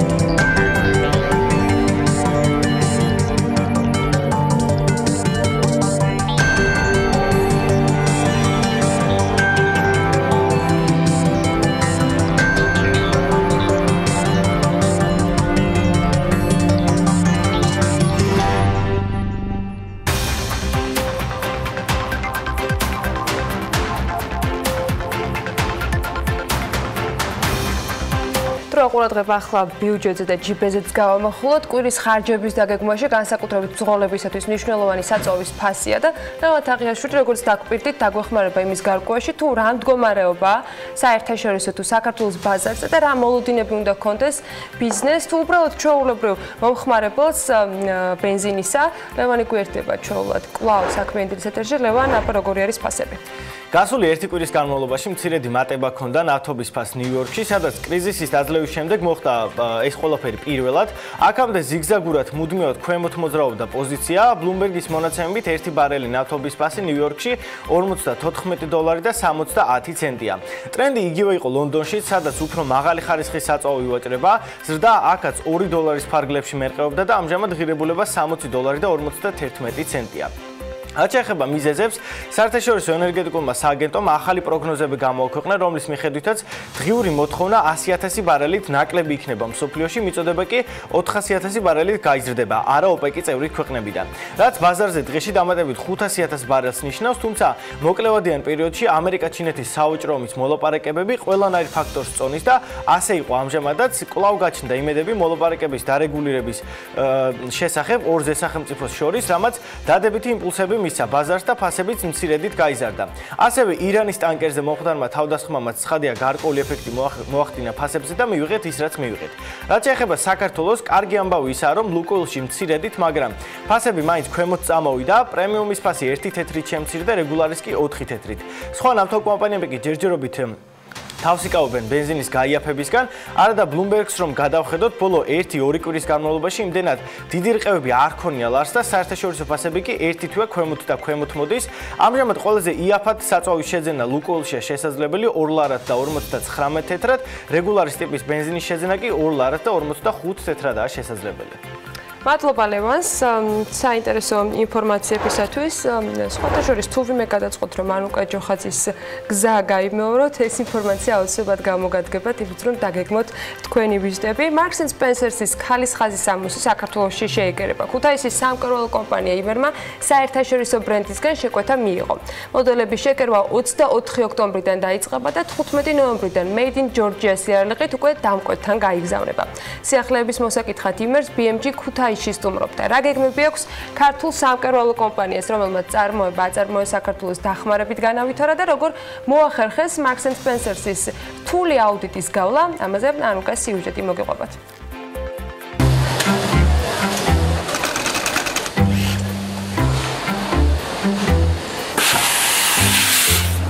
ბოლო დროა განსაკუთრებულად ხშირად ინტერესდებიან საქართველოს ტექსტილის ბაზრით სხვადასხვა ცნობილი საერთაშორისო ბრენდები. ამ შემთხვევაში არც სამკერვალო კომპანია იმერია გამონაკლისი, სწორედ ამ ადგილზე სულ ცოტა ხანში ყოველთვის ცნობილი ბრენდის Marks & Spencer-ის შეკერვა დაიწყება. თუმცა როგორც კომპანიაში ამბობენ, ისინი აქ არ ჩერდებიან. რიგშია კიდევ ერთი საერთაშორისო ბრენდი. უკვე 22 წელია ამ სამკერვალო სალონში Made in Georgia-ს ეტიკეტით სხვადასხვა საერთაშორისო ბრენდების სამოსი იკერება. ერთ-ერთი ასეთი გერმანული კომპანია ლებეკია. ლებეკმა იმერს პირველი დაკვეთა სწორედ მაშინ მისცა, როცა საქართველოში ნაკლებად ინტერესდებოდნენ. მიზეზი გასაგებია, არასტაბილური ქვეყანა, სადაც პერსპექტივას აქარსებული მდგომარეობის გათვალისწინებით ვერავინ ხედავდა. ჩვენი მუშაობის ფორმა არის ასეთი, შემკვეთი გვიგზავნის ქსოვილს და მოდელს, ჩვენ მერე ვამუშავებთ მას და ასევე უბრუნებთ მას სარეალიზაციოდ. ლებეკი ესეთი ჩვენი სტაბილური პარტნიორია და ყველაზე მთავარი და საინტერესო is არის ის მაშინ შემოვიდა საქართველოში, როცა თითქმის ყველა ერიდებოდა საქართველოს ბაზარზე გამოჩენას, ეს იყო 97 წელი, 96 წელი შემოვიდა რამდენიმე ფაბრიკაში, მაგრამ დარჩა მხოლოდ ჩვენთან. გერმანული სტანდარტების დაკმაყოფილებამ იმერს დიდი გამოცდილება შესძინა. აი სწორედ ამ დაგროვილი გამოცდილებით ლებეკის შემდეგ იმერის მკერავები Marks & Spencer-ის ქალის კაბის შეკერვას იწყებენ. ეს არის სწორედ ის პირველი შეკვეთა, რომელიც საერთაშორისო ბრენდმა იმერს დაუკვეთა. თუმცა ხელშეკრულება ერთჯერადი არ არის. ამ ხელშეკრულების მისაღებად კი კომპანიამ ძალიან რთული აუდიტი გაიარა. ბეტეების ხელმძღვანელობა და მათი თანამშრომლები დაგვეხმარნენ ჩვენ ამ ძებნის პერიოდში გავარკვიეთ, რომ აუცილებელი იყო ცნობილ ბრენდთან მუშაობის დროს მათი აუდიტის გავლა. 10 წლის განმავლობაში მიმდინარეობდა მზადება. ინტენსიური მზადება. მან მოითხოვა ბევრი ცვლილების გაკეთება, ხელფასის ანაზღაურების სისტემა, რომ ყოველი წუთი, საათი, ყოველი გადაცილებული წუთი ის უნდა იყოს აღრიცხული და შესაბამისად ანაზღაურებული უნდა იყოს. 2 კვირა გავიდა უკვე, 2 კვირის წინ ჩამოვიდნენ, 4 დღიანი სამუშაო გაწიეს და შესაშურად კარგად გავიარეთ ეს აუდიტი. ამ ეტაპზე იმერი ქუთაისში 2 მაღაზიას ფლობს. კომპანიის წლიური ბრუნვა კი დაახლოებით 4 მილიონი ლარია. იმერს ოპერირების მრავალწლიანი ისტორიაც აქვს. იყო სირთულეებიც, რომელიც ძირითადად კვალიფიციური მუშახელის ნაკლებობას უკავშირდებოდა. საწარმოში ამ ეტაპზე 400-მდე ადამიანია დასაქმებული. კომპანიამ თავისი საქმიანობის განვითარება და წარმადობის გაზრდა აწარმოა საქართველოს დახმარებით შეძლო. პროექტის ინვესტიციის ჯამურმა მოცულობამ 800.000 ლარზე მეტი შეადგინა. ერთდროს ძალიან დიდი ხნის წინ აქ საამქრო იყო, მაგრამ უმოქმედებისაგან ის მას ფორმა ჰქონდა დაკარგული და მუშაობა წარმოუდგენელი, გაარემონტდა, გაკეთდა გათბობის სისტემა, გაგრილების სისტემა, ძალიან ბევრი რამ შეძენილი იქნა ტექნიკა, შეძენილი იქნა ის ხაზები, რომელზეც ახლა ეს თანამშრომლები არიან დასაქმებული და კერავენ პროდუქციას. ლებეკისა და მარკს ენ სპენსერის შემდეგ ქუთაისის სამკერვალო კომპანია იმერი აქტიურ მოლაპარაკებებს კიდევ ერთ ცნობილ ბრენდთანაც აწარმოებს. თუმცა ამ ეტაპზე იმერის დამფუძნებლები მხოლოდ იმას ამბობენ, რომ ბრენდი იტალიურია. ამის პარალელურად კი გვპირდებიან, რომ მოლაპარაკებების წარმატებით დასრულების შემდეგ სწორედ ჩვენი ეთერის საშუალებით გავიგებთ ბრენდის ვინაობასაც, რომელიც ლებექსა და მარკს ენ სპენსერზე არანაკლებ პოპულარულია. ხოდა შემდეგში ევროპაში რომ მოხვდებით და შოპინგს გადაწყვეტთ, შესაძლოა აღმოაჩინოთ, რომ ყიდულობთ საქართველოში შეკერილ ტანსაცმელს, რომელთაც დიდი მედი მაქვს, რომ ყველანი ერთიანად ვიამაყებთ. სხვათაშორის ევროპაში და არა მხოლოდ საქართველოზე ძალიან ბევრს წერენ და საუბრობენ, არა მხოლოდ შეკერილი ტანისამოსის და პროდუქციის გამო. ბრიტანული გამოცემა ტელეგრაფი საქართველოს შესახებ ვრცელ სტატიას აქვეყნებს სათაურით, რატომ უნდა გახდეს მომხიბვლელი კავკასიური რომი თქვენი შემდეგი გაჩერება. და მკითხველს რჩევებს აძლევს თუ სად იქცეირნოს, რა ნახოს და გასინჯოს, როგორ დააგროვოს ემოციები და დაუვიწყარი შთაბეჭდილებები საქართველოში, რომელიც როგორც ავტორი აღნიშნავს, ერთი შეხედვით რომსაც წააგავს, თუმცა დამეთანხმებით ალბათ, რომ საქართველოს თავისებურებებითა და იდენტობით ასეა თუ ისე მაინც არც ერთ ქვეყანას გავს. რას წერს და როგორ აფასებს თბილისის ბრიტანული გამოცემა მარიამ ადამია და ანუკა ჯუხაძე მოგყვებიან ახლა პირდაპირ ეთერში დილა მშვიდობისა. დილა მშვიდობის ანა, თუ კი შემოდგომის პერიოდში შვებულების გატარებას საზღვარგარეთ აპირებთ, არჩევანი მხოლოდ ბერლინზე ან ბარსელონაზე არ შეაჩეროთ. მოინახულეთ საქართველოს დედაქალაქი თბილისი წერს ტელეგრაფი და აღნიშნავს, რომ აუცილებლად სანახავ ადგილებს შორის დიდი ხანია საქართველოს აღარ ფიგურირებს, რადგან აქ ჩამოფრენა რთული და შემაწუხებელი იყო კიევსა და სტამბოლში გაჩერებების გამო, თუმცა დღეს ეს მდგომარეობა რადიკალურად შეცვლილია. კავკასიურ რომში მოგზაურობა ქართული ავიახაზებითაც არის შესაძლებელი, მაგალითად, პირდაპირ გეითუქის აეროპორტიდან ჩასაფრენად მხოლოდ 5 საათი დაგჭირდებათ. აღნიშნავს ჟურნალისტი და აქ ქვეყანაში არსებულ გემოვნებიან სასტუმროებსაც მოიხილავს დასარჩენად, რომელთა შორის სტამბა სახელდება. მარიამ, სტამბა არ არის ერთადერთი სასტუმრო, სადაც დარჩენასაც ტელეგრაფის ჟურნალისტი ტურისტებს ურჩევს. ჩამონათვალში მოხვდა რუმსიც, რომელიც ძველ საგამომცემლო შენობაშია გახსნილი. რუმსი, როგორც ტელეგრაფის ჟურნალისტი ამბობს, თბილისში ერთ-ერთი ყველაზე პოპულარული სასტუმრო იყო სასტუმრო სტამბას გახსნამდე, რომელმაც მომხმარებლებს სრულიად განსხვავებული სტილის ინტერიერი შესთავაზა. 5-სართულიან შენობაში შეძლებთ მოიძიოთ კაფეც, რომელიც სტუმრებს გათანამედროვებულ ქართულ სამზარეულოს სთავაზობს. ადგილზევეა 2-სართულიანი კაზინოც. ეს რაც შეეხება შედარებით მაღალ ბიუჯეტურ სასტუმროებს, ხოლო უფრო იაფ სასტუმროებს შორის სახელდება გესტჰაუს ლილე. ტელეგრაფის ჟურნალისტის თქმის, სტანდარტულ ნომრებში განსაკუთრებული სისუფთავეა. სასტუმროს ლოკაციაც მიმზიდველია, რადგან მარტივია ამ საოჯახო სასტუმროდან მიხვიდე ქალაქის ღირსშესანიშნაობებთან და მაღაზიებში საშოპინგოთ. ამასთან დაკავშირებით გამოცემა ასევე აღნიშნავს, რომ საქართველო არის უძველესი ქვეყანა, რომელსაც თავისუფლად შეიძლება ვუწოდოთ digital cool, ანუ უფრო ცნობილი ტერმინი instagramable. ეს არის ადგილი, რომელიც სურათზე ლამაზად გამოჩნდება და პოპულარობას დაიმსახურებს სოციალურ ქსელებში. ასე შეფასდა ტელეგრაფის მიერ ჩვენი ქვეყანა თავისი საუცხოო მოედნებით, ვიწრო ქუჩებით, გაფორმებული ფერადი ხის სახლებით, ბოჰემური ბარებითა და ღამის ცხოვრებით. უძველესი ქვის ეკლესიებით, მათ შორის გამოყოფილია სიონის საკათედრო ტაძარი და მე-6 საუკუნის ანჩისხატის ბაზილიკა. სასიამოვნოა შოპინგის მოყვარულებისთვისაც, რადგან აქ იპოვით ხალიჩების ძვირფასი ქვებისა თუ კერამიკის თემატურ მაღაზიებს, თუმცა ეს ყველაფერი შეუმჩნეველია ქართლის დედის ძეგლთან შედარებით, რომელიც 1958 წელს აღმართულა ქალაქ თბილისის 1500 წლის იუბილესთან დაკავშირებით.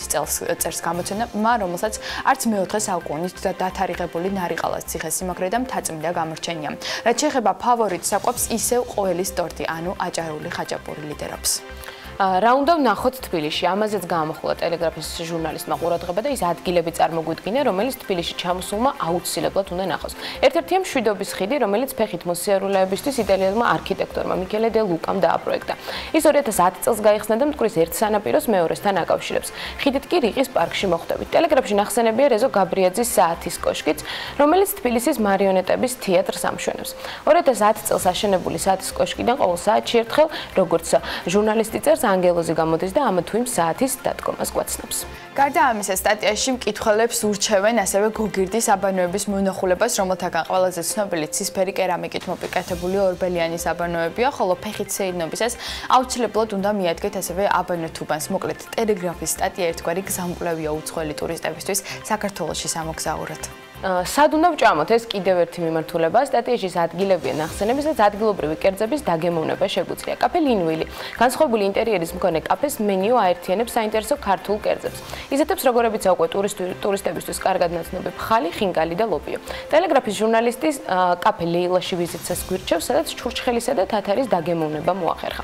მისი თქმით, ალკოჰოლური სასმელებიდან აუცილებლად უნდა დააგემოვნოთ ჭაჭაც და ბოლოს თბილისის ღამის ცხოვრება. ტელეგრაფის ჟურნალისტი თავის სტატიაში გვიყვება ღამის კლუბებზე. ისეთებზე როგორებიცაა მტკვარზე და ბასიანი. მისი თქმით, ქვეყანაში კლუბებთან დაკავშირებით ყველაზე პოპულარული სლოგანია We dance together, we fight together. გარდა ტელეგრაფის ანუკა საქართველოს კერძოდ კი წყალტუბო BBC-ს გვერდებზეც მოხვდა, სადაც აღნიშნულია, რომ საბჭოთა კავშირის დაშლამდე წყალტუბო საბჭოთა ელიტისთვის ყველაზე პოპულარული დასასვენებელი ადგილი იყო. ულამაზესი ხედები, სუბტროპიკული კლიმატი და თბილი რადონ-კარბონატული წყლები, რომლებიც ქმნიან მრავალ აბანოს საკურორტო მკურნალობისათვის. პაციენტები მიიჩნევენ, რომ როდესაც დაშლილი რადონის სხეულში შევიდოდა, ყველა სახის დაავადებას, მათ შორის უნაყოფობასა და დამბლასაც კი კურნავდა. წერს გამოცემა და აღნიშნავს, რომ ქალაქის ყველაზე ცნობილი აბანო იოსებ სტალინისთვის 4000-მა მუშა ააშენა.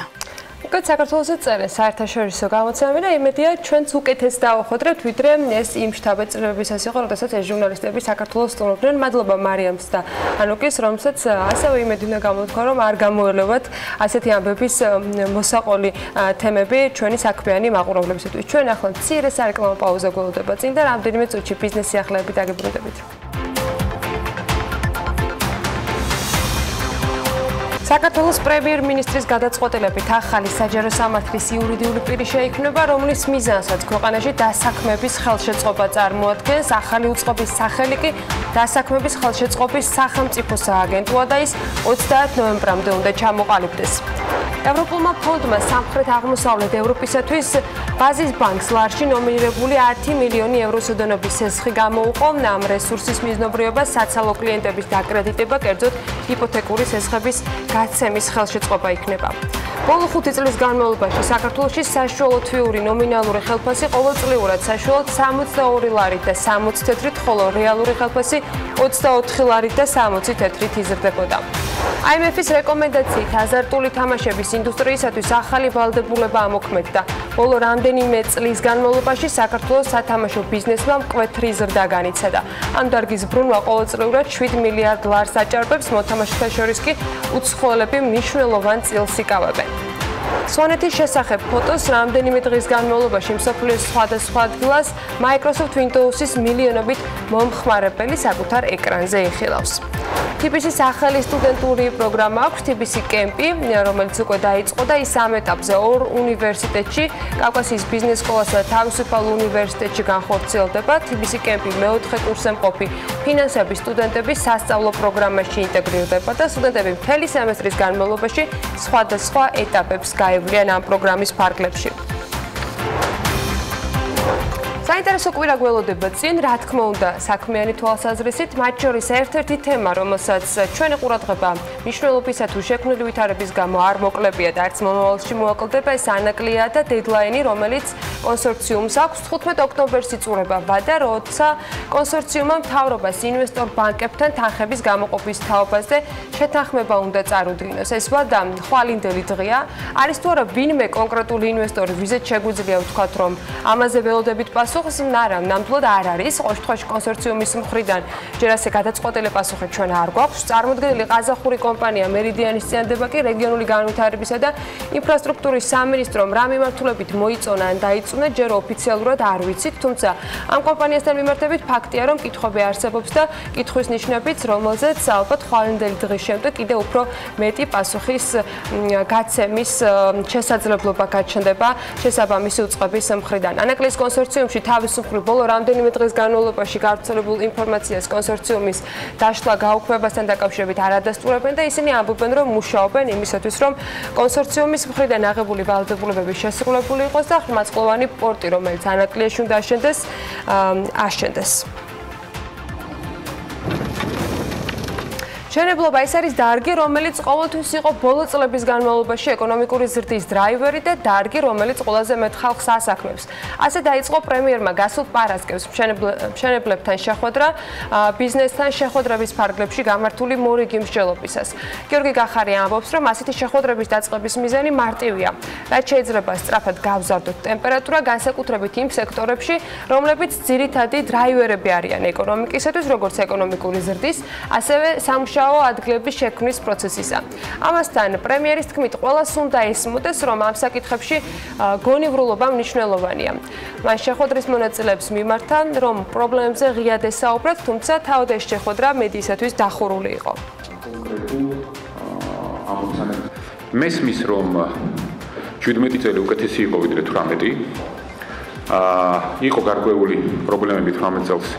როგორც რეგულირების ნაწილში, ასევე ადმინისტრირების ნაწილში 19 წელი საკმაოდ იმედისმომცემია, თუმცა ძალიან კარგად მესმის, რომ საბანკო რეგულაციების ნაწილში პირველ რიგში ისევე როგორც დარგში სხვა სახის რეგულაციების შემოღების ზოგან გამკაცრების ძალიან კარგად მახსოვს ეს 51 დადგენილება და კიდევ ბევრი რამ გარკვეული შეფერხებები და სირთულეები შეიძლება იყოს. ყველაფერი არის ძალიან მარტივად, ყოველ შემთხვევაში უნდა ვიცადოთ, რომ მარტივად მივიღეთ არსებული პრობლემების სწრაფ გადაჭრას. ჩვენი მხრიდან ყველაფერს გავაკეთებთ იმისთვის, რომ იქ სადაც სწრაფი გადაწყვეტილების მიღების რესურსი არსებობს, რომ მივიღოთ, იქ სადაც სისტემური პრობლემებია, დავждეთ და თქვენთან ერთად ვილაპარაკოთ. ეს არის მიდგომა, ამისთვის იქნება გარკვეული ფორმატიც, პლატფორმაც, არანაირი პრობლემა არ იქნება არც ცდომაში, არც საუბარში, მაშინაც, როდესაც კონკრეტულ ამოცანებზე ან კონკრეტულ პრობლემებზე გვექნება საუბარი.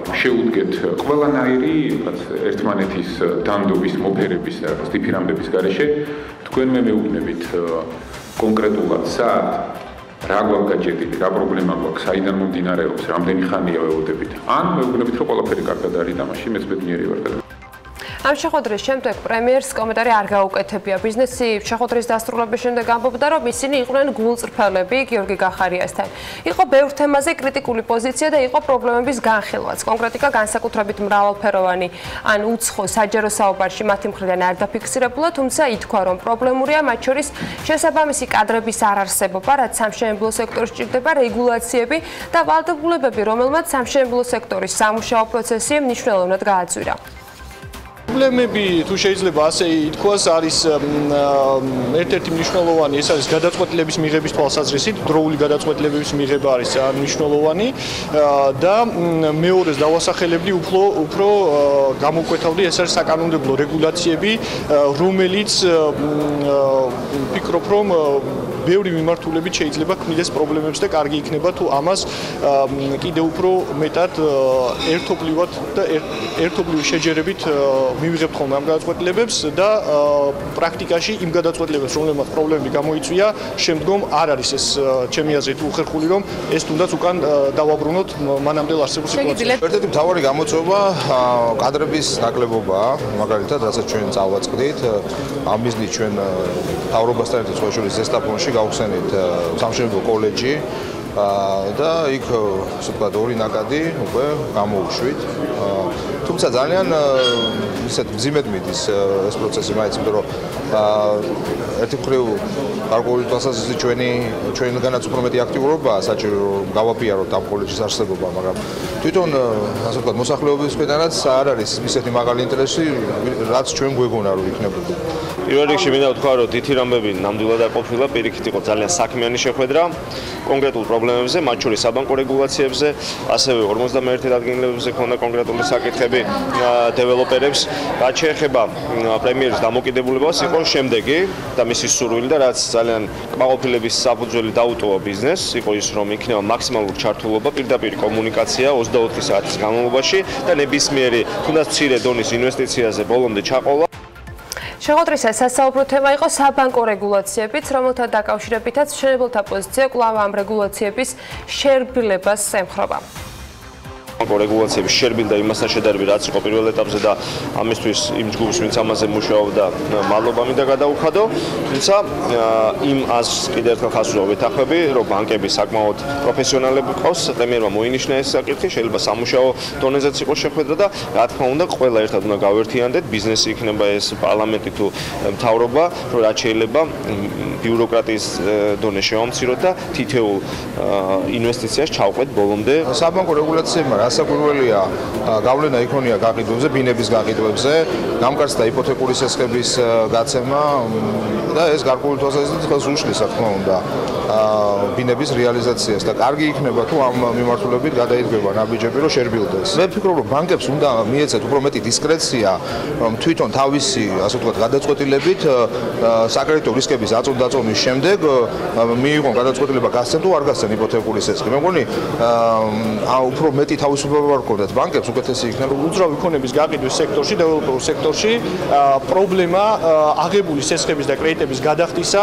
სესხებლებს არ ჰქონიათ, იმიტომ რომ დაკრედიტებული კეისების მინიმალური 0.რაღაც% იყო გაპრობლემებული. ამ კონკრეტულ შემთხვევაში ჩემის აზრით არ იყო რელევანტური აი ამ მოცემულობის შეზღუდვა და ვფიქრობ, რომ აი ამან გარკვეული პრობლემები შექმნა და კარგი იქნება თუ აი ესეთი მსგავსი მიმართულებებით ჩვენ ერთობლივად ვიმუშავებთ ბიზნესი, მთავრობა და ყველა ამ სექტორში დაინტერესებული პირი.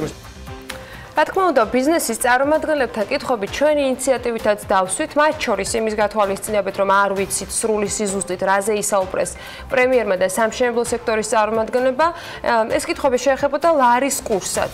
აქაც მოულოდნელი პასუხები ნამდვილად არ მეგვიღია, თუმცა მოდით მოვისმინოთ მათი პოზიციები, რამდენად მოქმედებს სამშენებლო სექტორზე ეროვნული ვალუტის რყევები.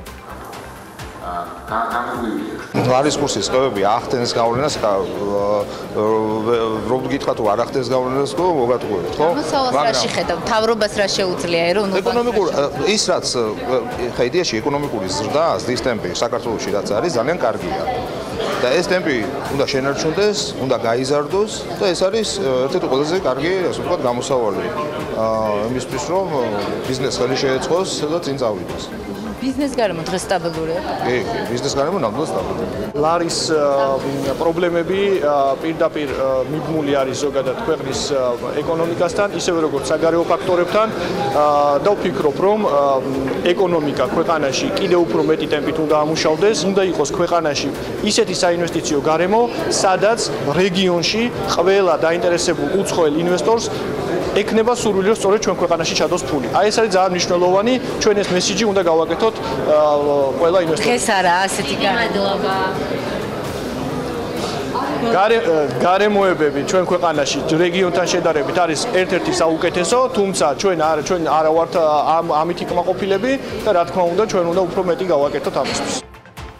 პარასკევსვე კიდევ ერთი შეხვედრა პრემიერის დავალებით ეკონომიკის მინისტრმა გამართა ბიზნეს გაერთიანებების ხელმძღვანელებთან, სადაც ბიზნესის წინაშე არსებული გამოწვევები და მათი გადაწყვეტის გზები იყო განხილული, როგორც თავად სამინისტროს მიერ გავრცელებულ ინფორმაციაში აღნიშნული.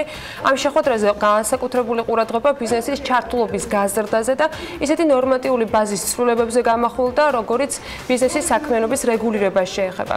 ასევე ხაზი გაესვა საერთო სასამართლოებში გაჭიანურებული ბიზნეს დაავების საკითხს და არაერთ აქტუალურ თემას, რომელზეც ხშირად მათ შორის ჩვენს ეთერებში ვსაუბრობთ ხოლმე.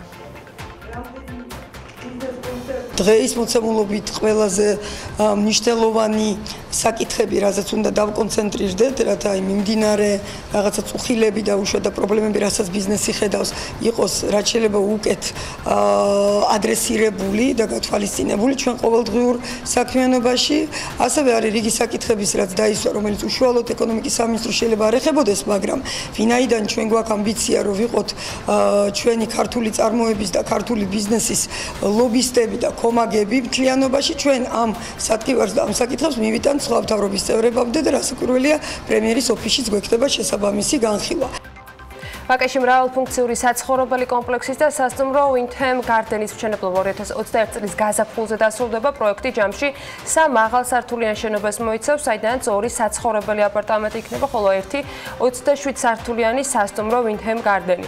როგორც BMG-ის პროექტის განმახორციელებელი კომპანია Alliance ჯგუფის თანადამფუძნებელი და გენერალური დირექტორი აკაკი სონგულია განუმარტავს, Windham Garden-ის კომპლექსის მშენებლობაში ჯამში 75 მილიონი დოლარის ინვესტიცია ჩაიდება.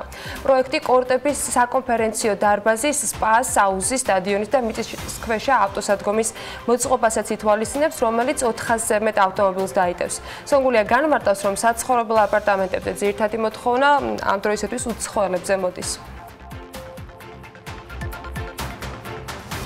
აჭარა ჯგუფის აღმასრულებელი დირექტორის ვალერი ჩეხერიას განცხადებით კი მომდევნო 2 წლის განმავლობაში აჭარა ჯგუფი არსებული ოთახების რაოდენობას გააორმაგებს, თუმცა სამორსკლოვიანი სასტუმროების სეგმენტში შესვლას ისინი არ გეგმავენ. მან BMG-სთან საუბარში საქართველოში სასტუმროების განვითარების პოტენციალზე საუბრისას თქვა, რომ დღესდღეობით აჭარა ჯგუფის სასტუმროებში 700-მდე ოთახია, შესაბამისად გეგმის მიხედვით ამ ოთახების რაოდენობა დაახლოებით 1300-1400 უნდა გახდეს რამდენიმე წელში. ქართული ბრენდი უფრო პოზიციონირება გავუკვირდეთ. დეველოპერულმა კომპანიამ კვადრატი უძრავი ქონებამ კი გამწვანების მორიგი აქციის ფარგლებში თბილისში 500-მდე ხედარგო, რითაც ქალაქში დამატებით 1 ჰექტარი ტერიტორია გამწვანდა. კომპანიის დაკვეთით ნარგავების მოვლა პატრონობას თბილისის ბოტანიკური ბაღი და ენერგების შემომტანი კომპანია მაგნოლია გადაიბარებენ. გახარებული ხეები კი უკვე შემდგომში თბილისის მერიას გადაეცემა. დეტალები შეგვიძლია სიუჟეტში ვნახოთ.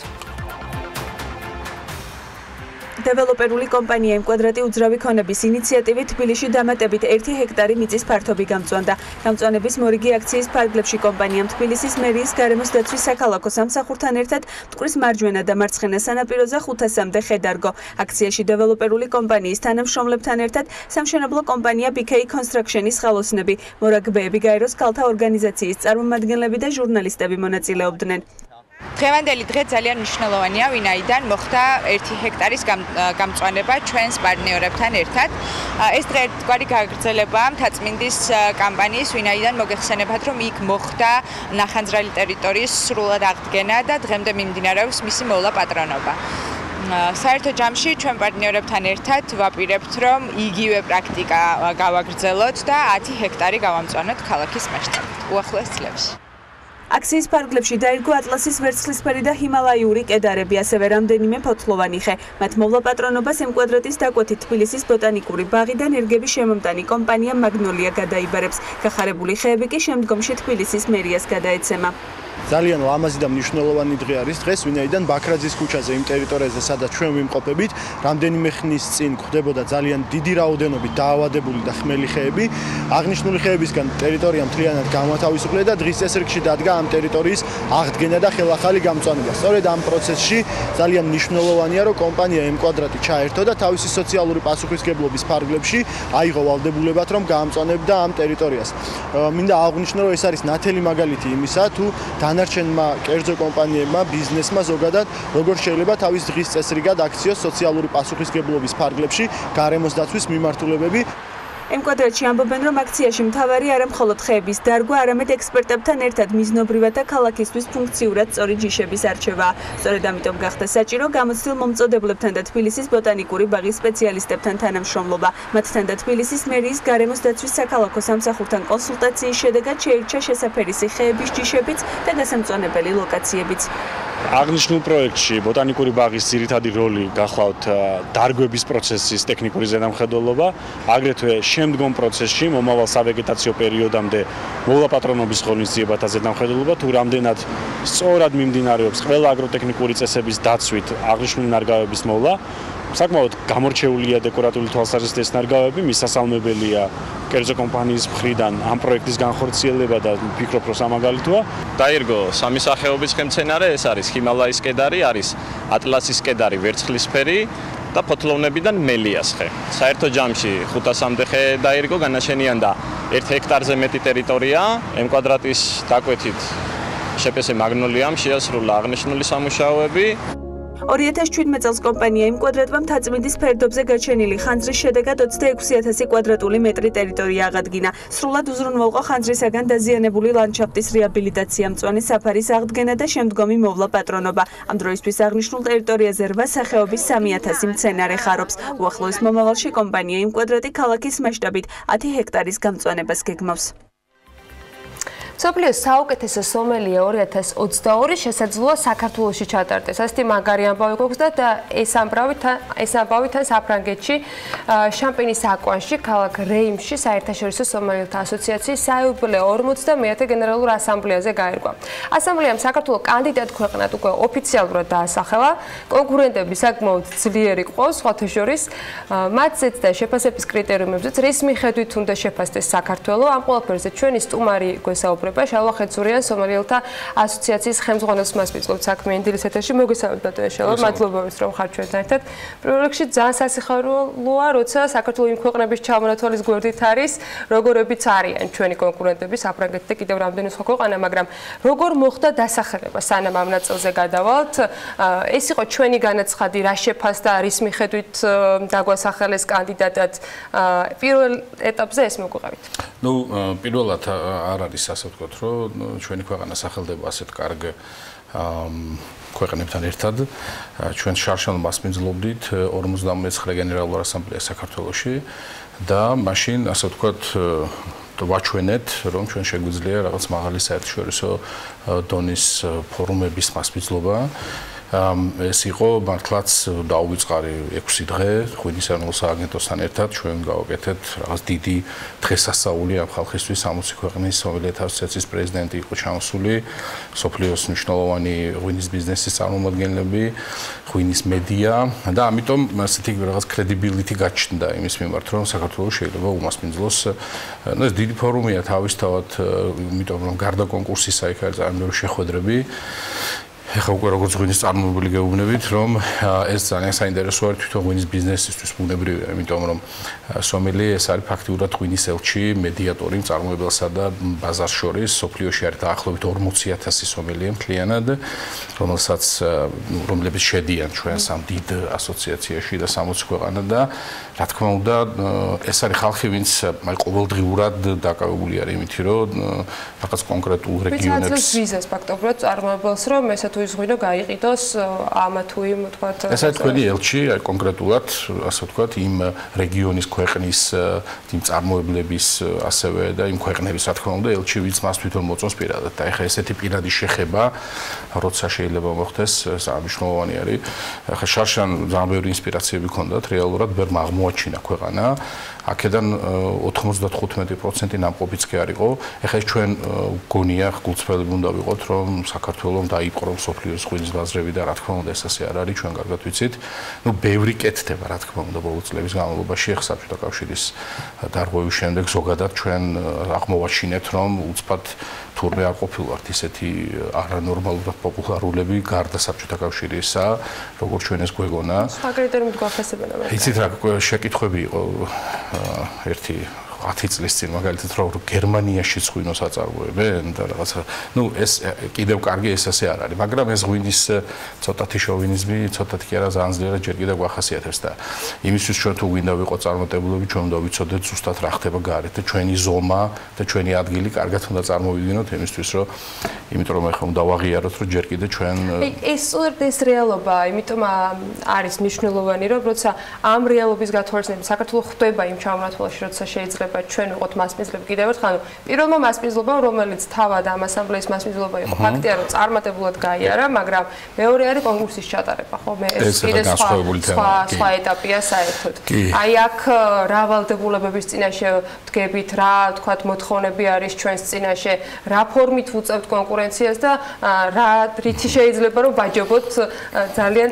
მნიშვნელოვნად წამყვალი ბაზრების მქონე ქვეყნებს რომლებიც ბრენდებიც არის მთელ მსოფლიოში ძალიან პოპულარული კი ძალიან საპასუხისმგებლოა თუნდაც იმიტომ რომ დაახლოებით 500-ზე მეტი სტუმარი იქნება, ეს იქნება, ეს არის მთავარი ზოგადად ღვინის ასე ვთქვათ მოვლენა ამ 3 წლის განმავლობაში, ყოველ 3 წელიწადში ერთხელ ტარდება. არ ვიცი რა შევადარო, შეიძლება ოლიმპიადას ან რაღაცა მსოფლიო ჩემპიონატს რეალურად და მთელი მსოფლიო ღვინის მედიის ყურადღება მოპყრობილი იქნება ზუსტად ამ ღონისძიების მიმართ.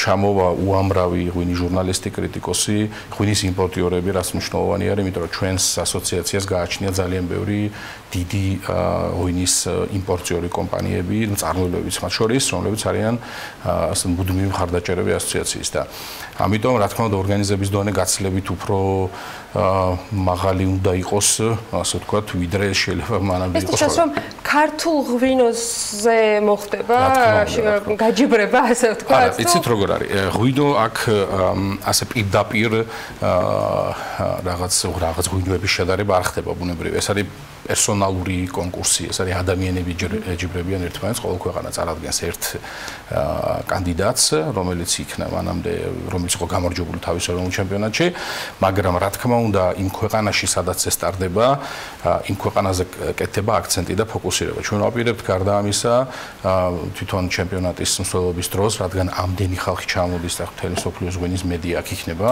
და ღვინის ბიზნესი მათ შორის, რომ გავაკეთოთ ასევე საერთაშორისო კონფერენცია, სადაც საქართველოს იქნება ერთ-ერთი წამყვანი მნიშვნელოვანი. ზოგადად ეს თემა მცირე ღვინის ქვეყნებისა ძალიან საინტერესოა. ჯერ პასუხი რომ უცებ საქართველოში ხო, ისე ვლაპარაკობ ვითომ უკვე. იმედი გვაქვს, აი შარშანაც ახლა 4 წლის წინ ჩატარდა კენჭისხრა, имаზე სად ჩატარებული იყო 29-ის. რომ გარანტირებლად ვიცოდეთ, რომ ეს ჩემპიონატი იქნება საქართველოში. იცით რა, იქ არის საფრანგეთი, ახალი ზელანდია და ლატვია, ასევე კონკურენტები. საფრანგეთი გასაგებია, არაჩვეულებრივი პრეზენტაცია ჰქონდათ და ეს ჩატარდება ელისეის სასახლეში მიღება იქნება, საფრანგეთის პრეზიდენტი გააკეთებს მიღებას მაგალითად და 4 დღის განმავლობაში ეს იქნება ძალიან დიდი ღვინის ზეიმი, მაგრამ საფრანგეთში იმდენად ბევრჯერ არის სულ ნამყოფი და ყველა ადგილი უკვე ვიცით. ეხლა რამდენი წელია უკვე ასამბლეები და კონკურსები ტარდება, ხო? ამიტომ შეიძლება ვიღაცამ თქვას, რომ იქნებ მოდი სხვა ადგილი ვნახოთ. ახალზელანდიას ასევე ძალიან დიდი შანსები აქვს, იმიტომ რომ ძალიან საინტერესო რეგიონია და ბევრი უბრალოდ ნამყოფიც არ არის და იქაც პრემიერ-მინისტრის დონეზე კეთდება მიღებები და მთელი ქვეყანა, ასე ვთქვათ, ამ ამბავს ძალიან მნიშვნელოვნად დაეხმარება. ლატვიაც ასევე იმედი არ ჩვენ ჩამორჩევთ. ქალაქის რიგის მერი თვითონ პირადად არის მასპინძელი ამ და ლატვიის საგარეო საქმეთა სამინისტრო მთლიანად და რა თქმა უნდა ყველას აქვს შანსები, რომ საქართველოს შემთხვევაში საქართველოს ყველაზე ერთ-ერთი მცირე არის თქვა მინდოდა სწორედ რა არის კონფერენციის ერთ-ერთი მთავარი დამატებით თემა არის, ასე ვთქვათ, ჩვენ გვინდა გამოვიყენოთ ეს შესაძლებლობა, რომ ეს ამდენი ხალხი ჩამოსულია და მივაღებიოთ მონაწილეობა იმაში, თუ აი რა შანსები აქვს პატარა ქვეყნებს, როგორც არის საქართველოს სოფლიოს დიდ ღვინის რუქაზე. იმიტომ რომ არის 80% ღვინის ბაზრის უჭირავს სულ რამოდენიმე ქვეყანას რეალურად, რომელიც ყველამ ძალიან კარგად ვიცით და ეს არ არის რაღაცა უსამართლობა, ეს მართლა სამართლიანია, იმიტომ რომ ამ ქვეყნებში ისეთ ღვინოები წარმოდება, შეუძლებელია ის ნორმალურმა ადამიანმა არ დააფასოს, ხო, მეგულისხმობს საფრანგეთი, იტალია, ესპანეთი და ასე. და აი ამ ასე ვთქვათ დანაწილებულ ბჭყალებში ბაზაზე რა შანსებია, რომ პატარა ქვეყნებმა რაღაც გარღვევები გააკეთოს, ხო, როგორც საქართველოს არის. ჩვენ ახლა გვაქვს, რა თქმა უნდა, ამის შანსები ამდენი ხანია, ამას ვიძახით. იგივე პატიოსანი ქვევრის ღვინო, ხას უსვავ, იგივე ჩვენი საფერავი ჯიში, რომელიც ახლა ძალიან იკიდებს ფეხს. ეს ორი ბრილიანტი გვაქვს, ესე უნდა ვთქვათ რა. დანარჩენი თემები, რა თქმა უნდა, ასევე ძალიან საინტერესოა, 500-ზე მეტი ჯიში გვაქვს და ასევე სხვადასხვა სტილები ღვინის წარმოების, თუმცა ჩვენ აი ამ ორ დიდ ლოკომოტივს უნდა მივაყოლოთ სხვა ჩვენი დანარჩენი მნიშვნელოვანი სტილები ღვინის და ამიტომ საქართველოს მართლა აქვს შანსი, იმიტომ რომ ინტერესი არსებობს ნამდვილად რა და შარშანდელობენ ასამბლეამ ეს რო დაანახა ამ ადამიანებს. ეხლა გარდა ამისა, რომ ჩვენ უბრალოდ აი ამ პრეზენტაციების შემდეგ რითი შეგვიძლია რომ საქართველოს დავეხმაროთ ამ გადაწყვეტილების პოზიტიურად გადაწყვეტას. გეტყვით, იცით, ეს არის ცხოვრების აი ჩვენი ლაიფსტაილი, რომელიც ძალიან განსხვავდება ევროპულისაგან, ხო? ეხლა პატარა ესეთი ფანჯარა შეაღეს შარშან, დაინახეს, რომ ეს განსხვავებული ლაიფსტაილია, ჩვენთვის ღვინო არ არის მხოლოდ გასტრონომიული პროდუქტი ნამდვილად, ეს არის რაღაც ცხოვრების წესის მნიშვნელოვანი ნაწილი. ჩვენ განყოფილ ნაწილია. კი, ჩვენთვის ეხლა თვალი რომ მიჩვეულია, ხო? რაღაც ისე უყურებთ, ხო, იგივე ჩვენ საბრძოლოების თემას დაუშვათ, ხო, რომელიც შეიძლება ცოტათი გაუფასურებულია კიდეც შიგნით, ხო? იგივე აი თამადის ტრადიციებს ეს ძალიან საინტერესო არის ამ ხალხისთვის, იმიტომ რომ ჩვენ შევინარჩუნეთ საუკუნეების განმავლობაში არა მხოლოდ ქვევრის ტრადიცია, არამედ რაღაც ამ კომუნიკაციის იერარქია არის რეალურად ეს ღვინო და ეს სითბო, ელემენტარული ადამიანური სითბო ხო, რომელიც ძალიან მოსწონს ამ ხალხს. იგივე ჩვენი აი ეს ნათესაური ურთიერთობები, მეგობრობა, აი ჩვენი ცხოვრების წესი არის ისი გაყიდვაც შეგვიძლია კარგი გაგებით რა. და ნუ ბუნებრივია სუფთად პროფესიული ინტერესი, როცა არის ბევრი საინტერესო სტილი ღვინის, ნუ ქორვის ღვინოს გულისხმობ ამ შემთხვევაში ერთ-ერთი, იგივე საფერავი რაც თქვი, იგივე დარჩენი წითელი ჯიშები და არამარტო წითელი თეთრიც. და აი ეს არის რომ რაღაც მიდიხარ ღვინის სამშობლოში. ეს არის ადგილი, სადაც დაიბადა ღვინო, ეს არის თავარი ამბავი ჩვენთვის რა და ასე პოზიციონირება გავაკეთოთ მთელი მსოფლიოსათვის პრეზიდენტი და მივიცეთ ყოფილიყო. კი, 13 დეკემბერს გვეცოდინება ეს ამბავი. იმედი მაქვს რომ 13 დეკემბერს 14 დეკემბერს სულ მინიმუმ საქმე დღესდღეში ძალიან კარგი ამბით იქნებით ჩვენთან სტუმრად. მადლობა რომ ვიყავით ჩვენთან ერთად. ჩალახეცურიან სამართალთა ასოციაციის ხელმძღვანელის მასპინძლობდით საქმიანი დილის ეთერში და ღვინოს თემას თან დღეს კიდევ ერთი უქმე დღე არის ორშაბათის ცხოველობა და მაინც გავაგრძელებთ თან ეს გრძელი უქმეები კახეთში დაიწყო გურჯაანის პარკში მეღვინეობის 8000 წლოვანი უწყოთი ტრადიცია კიდევ ერთხელ გაცოცხლდა ამ ქალაქში და ღვინის ფესტივალი გაიმართა მესამედ ყოველწლიურად მზარდი ფესტივალი წელს განსაკუთრებით უხსტუმრიანი გამოდგა მასპინძლობად შესაფერისი დახვდათ ქვევში დაყენებული და ბრენდული ღვინოები 250-მდე სხვადასხვა ფერის და თრობის უნარის მქონე ჭაჭა კბილეული და ძალიან ბევრი საშემოდგომო ხილი მოკლედ კახური შემოდგომა შედგა გურჯაანში და ფესტივალმა შიდა თუ საერთაშორისო ტურისტებისათვის ქართული მეღვინეების ცნობადობის კიდევ უფრო ასამაღლებლად ძალიან კარგად იმუშავა. ნინი ლონგურაშვილის სიუჟეტი უნდა ვნახოთ ფესტივალიდან.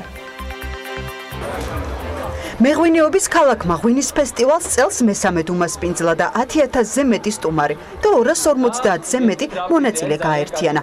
კახურის შემოდგომა ერთ სივრცეში ჩაეტია შესაბამისად 10000-ზე მეტმა შიდა თუ საერთაშორისო ტურისტმა ღვინის კულტურა და ქართული ტრადიციების გაცნობა ზუსტად ერთ დღეში მოახერხეს. გლეხები დიდი თუ მცირე მარნების სხვადასხვა ფერისა და ასაკის ღვინო, ჭაჭა, ამასთან ტრადიციული კერძებიც ყველაფერი ეს გურჯაანში, ახტალის პარკში მოეწყო. 200-ზე მეტი მეღვინე არის არეგისტრირებული, 10000-ზე მეტი სტუმარი არის წელს უკვე ჩამოსული და ეს რა თქმა უნდა კიდევ ერთხელ განსაზღვრავს რამდენად მნიშვნელოვანი არის ფესტივალი. წლევანდელი ღვინის ფესტივალზე წარმოდგენილები არიან არა მარტო კახეთის მეღვინეები, არამედ იმერეთიდან, რაჭა-ლეჩხუმიდან, შიდა ქართლიდან. გურჯაანის ღვინის ფესტივალის მიზანს ღვინის კულტურისა და ქართული ტრადიციების პოპულარიზაცია წარმოადგენს და 250-ზე მეტი მეღვინისა და მეწარმის მიერ წარმოებული ღვინო და ხელნაკეთი, შემოქმედებითი და თემატური ნამუშევრების გამოფენა გაყიდვა. 40-ზე მეტი მეღვინეობის, საგამოფენო გასართობი რეკრეაციული, სამუზეუმო, სამეწარმეო და სოფლის ნობათის კუთხეები სპეციალურად ფესტივალისთვის შექმნილ საშემოდგომო ისტორიულ და კულინარიულმა პავილიონებმა იქ მისულ სტუმრებს უმასპინძლა. ერთ-ერთ ყველაზე მასშტაბურ ღონისძიებაზე, რომელიც მეღვინეობის მიმართულებით რეგიონში იმართება, წელს ყველაზე მეტი მეღვინე იყო დარეგისტრირებული, რომელსაც შესაძლებლობა ჰქონდა მონაწილეობა მიიღო და საკუთარი ნაწარმი გაეცნო ფართო საზოგადოებისათვის. ასეთი ღონისძიებები ხელს უწყობს ტურისტების მოზიდვას კახეთში, არაჩვეულებრივი გარემოა და ერთ-ერთი საუკეთესო გზაა ქარხნებისთვის, რომ რეალიზება გაუკეთოს საკუთარ პროდუქტს. მსგავს ფესტივალები რაც უფრო ხშირად ჩატარდება, უფრო ცნობადი იქნება თუნდაც ეს ქართული კომპანიები ქართულ ბაზარზე, იმიტომ რომ ძირითადად დამოკიდებული ვართ საზღვარგარეთის ბაზარზე უფრო მაინც აზია, ევროპა. ფესტივალი, რომელიც საუკეთესო პლატფორმა არის საქმიანი ადამიანებისათვის, გარდა ცნობადობისა, საქართველოს ბანკმა მნიშვნელოვანი პრიზიც დააწესა იღბლიანი მეღვინეებისათვის. გათამაშების გზით გამარჯვებული მეღვინე გაემგზავრება ერთ-ერთ ყველაზე ცნობილ ღვინის კონფერენციაზე და 4 დღის განმავლობაში გაეცნობა უახლოეს ტექნოლოგიებს ამ სფეროში. ჩვენ საქართველოს ბანკი ჩავერთეთ ამ ღონისძიებაში, ამ წამოწყებაში და წელს დავაჯილდოვებთ ერთ-ერთ მეღვინეს, რომელსაც ნოემბერში გავუშვებთ შვედეთში ღვინის ერთ-ერთ უდიდეს ფესტივალზე. ძალიან ამაღლებული განწყობა, ბედნიერი ვარ, არც მოვეუდით, ხო სიურპრიზია ყველასთვის. ძალიან მაგარი ფესტივალია. ადგილი სადაც შეგიძლია რომ ნებისმიერმა მეღვინემ წარმატება მიაღწიოს. კახურის შემოდგომა გურჯაანში შედგა. რთველი 2019-ის უხვ მოსავალთან ერთად მეღვინეებმა არანაკლებ ცოტა სტუმარსაც უმასპინძლეს. შეიძლება ითქვას, რომ გურჯაანი ყალიბდება თავისი ტრადიციებითა და შესაძლებლობებით მეღვინეობის ქალაქად.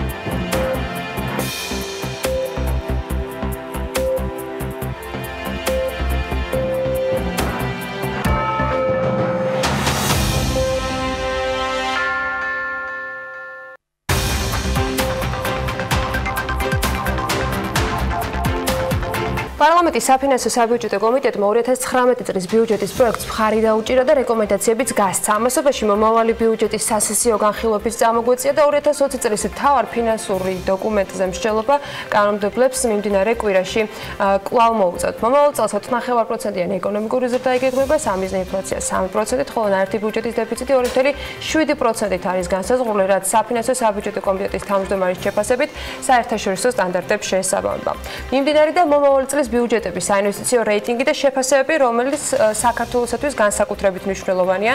ძალიან საინტერესო საუბარი გველოდება ჩვენ შემდეგ სტუმართან ირაკლი კობზანაძე, პარლამენტის საფინანსო საბიუჯეტო კომიტეტის თავმჯდომარე შემოგვიერთდა საქმიანი დილის ეთერში. მადლობა ბატონო ირაკლი, რომ ხართ ჩვენთან ერთად ჩვეულად და გვითმობთ დროს. მოდით დავიწყოთ იმ შენიშვნებით, მივყვეთ თანმიმდევრულად, რომელიც თქვენ 2019 წლის ბიუჯეტის პროექტთან დაკავშირებით გქონდათ.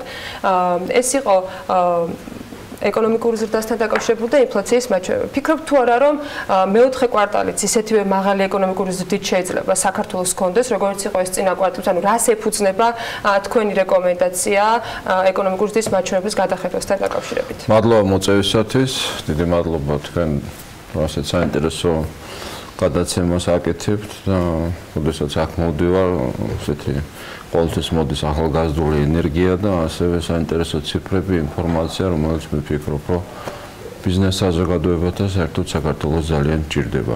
პარლამენტში გვაქვს ორი პროცესი, ორი საბიუჯეტო პროცესი გვაქვს ახლა, ძალიან დატვირთულები გვაქვს, ისედაც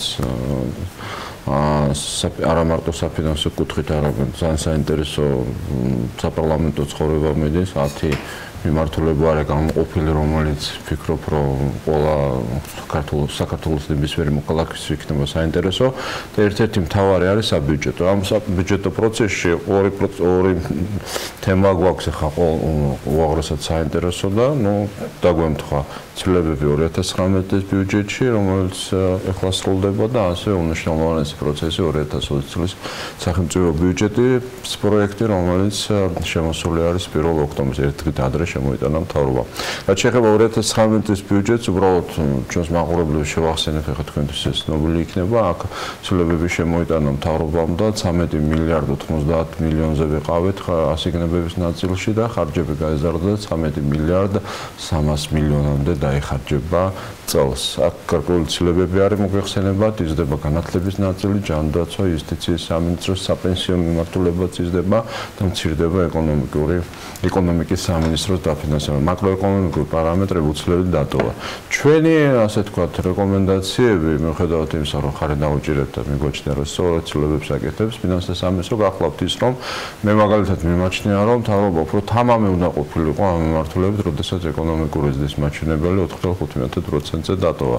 მიმაჩნია, რომ ცოტა უფრო მაღალი დაგვექნება წლის ბოლოს და ამას ადასტურებს ის ციფრები, რაც ბოლო პერიოდში გამოაქვეყნა სტატისტიკის დეპარტამენტმა და ისევე როგორც ჩვენი საერთაშორისო პარტნიორები ადასტურებენ. ვფიქრობ, რომ სადღაც 5%-თან ახლოს ვიქნებით დასთან მიმართებაში. ეს ერთი.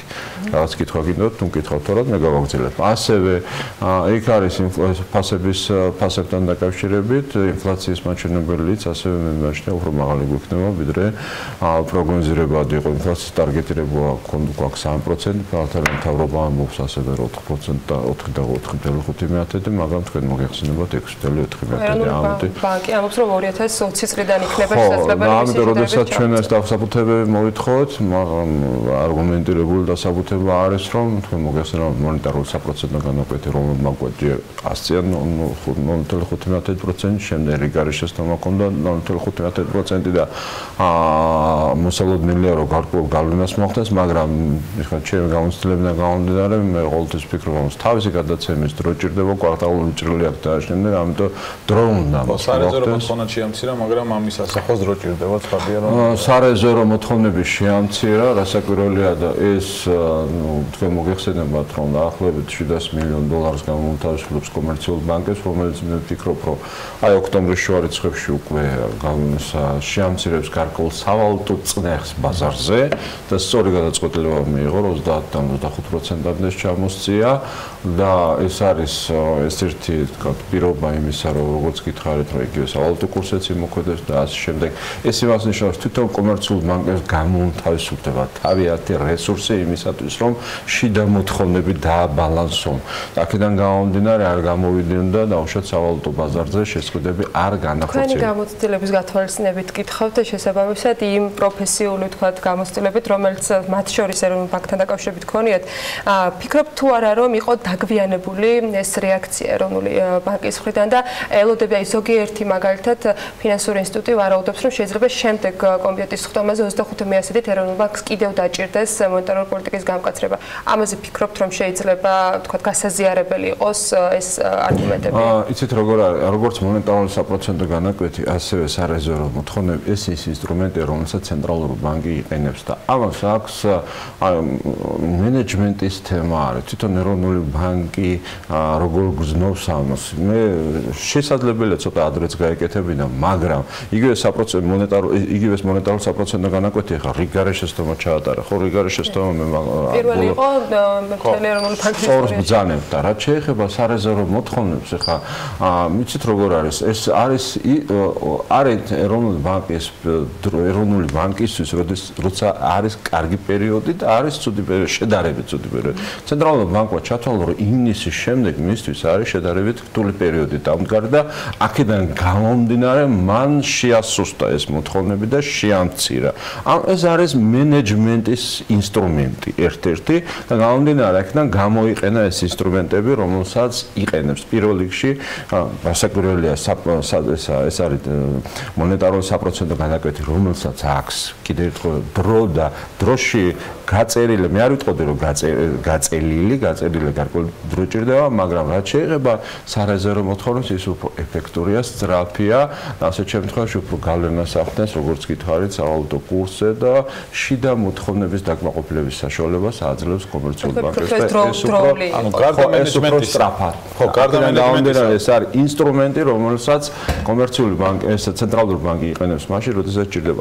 აი მე ასე უფრო კი პასუხობ. კარგი დრო და შედარებით რთული დრო, ცუდი დრო. როდესაც ცენტრალურ ბანკმა ჩათროლი იმის შემდეგ არის რთული პერიოდი, მან ეს მოთხოვნა შეამცირა. ხო, მენეჯმენტთან დაკავშირებით პრინციპში იგივე კითხვა უნდა დამესვა, რომ მარტო მენეჯმენტი ხო არ არის, სწორი დრო შერჩევა ყველაზე მთავარი. ამ შემთხვევაში სად ექნება ეფექტი, როცა იგივე მონეტარულ პოლიტიკას ამკაცრებს ეროვნული ბანკი და იგივე თქო სარეზერვო მოთხოვნას ამცირებს. ბევრი დრო აღარ გადავიდეთ, ეხლა მინდა რომ 2020 წლის ბიუჯეტის პროექტთან დაკავშირებით ეს კითხოთ, იმიტომ რომ ჩვენც შეზღუდულები ვართ დროში. როგორ ფიქრობ, პრინციპში ამაზე ნაწილობრივ ისაუბრეთ კიდეც მათ შორის ჩვენს ეთერებში, ანალიტიკას ეთერში, ის პროექტი, რომელიც წარმოდგენილი აქვს მიუხედავად იმისა, რომ ჯერ არ არის ფინალური, თქვათ, განხილვა ამაზე შემდგარი, რომელიც წარმოდგენილი აქვს მთავრობას, რომელზეც იყო ხელისუფლების წარმომადგენლების მხრიდან, აღმასრულებელი ხელისუფლების წარმომადგენლების მხრიდან ნათქვამი, რომ ეს მთავრობამ უკვე ერთიანად გაიარა, შეჯერებული არის ყველა სამინისტროს მხრიდან პოზიციები. ფიქრობთ, რომ შენიშვნები, რომელიც ისვოდა მათ შორის თქვენი კოლეგა კომიტეტების მხრიდან თუ ოპოზიციის მხრიდან თვალის შემდეგ შეიძლება რაიმე ფორმით ცვლილება აისახოს ამ ბიუჯეტში. თქვენ როგორ აფასებთ და თუ კი ის მიზანი, რომელიც ამ ბიუჯეტით მათ შორის ეკონომიკური ზრდის ნაწილში არის გათვლილი, ვერ იქნება მიღწეული, შესაძლებელი იქნება თუ რომ სოციალური ხარჯების ან იგივე ინფრასტრუქტურული ხარჯების დაკორექტირება მოხდეს და რომელი შეიძლება თქვა თქვენი შეფასებით იყოს უკეთესი დასაკორექტირება. ძალიან ბევრი კითხვა დამისვით. დიახ, ვცდილობ რომ ბევრი გავასწრო. მივხვდით ნაწილ-ნაწილ და დავიწყოთ ჯერ იმ თქვა შესაძლო გადახეთ ხო სრულებების ნაწილით რაც შეიძლება მოხდეს თუ არ მოხდეს აი როგორ.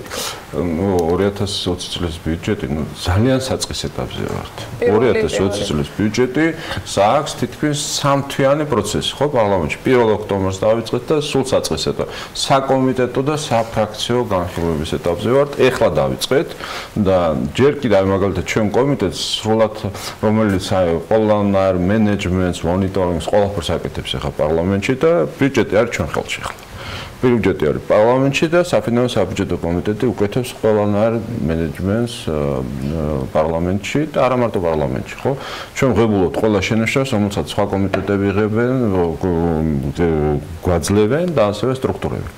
და ეს ეტაპი უნდა დავასრულოთ ჩვენ 18 ოქტომბერს შემაჯამებელი სხდომით. შემოჯამების ხოლმე მანამდე უნდა მივიღო მე ყველა დასკვნები და შემდეგ ჩვენი ოქმით უნდა წავიდეს დაუბრუნდეს მთავრობას, რომელსაც ამ მოქვს ხელსაწყოს პარლამენტის თავმჯდომარე. შემდეგ მოდის ისე მთავრობიდან 2 კვირის შემდეგ და კიდე ეტაპები აქვს, რამოდენიმე ერთი 3 განხილვა უნდა მოხდეს უკვე სესიებზე 2 და დეკემბრის შუა პერიოდში უნდა მივიღოთ ჩვენ საბოლოოდ ეს დოკუმენტი, ხო?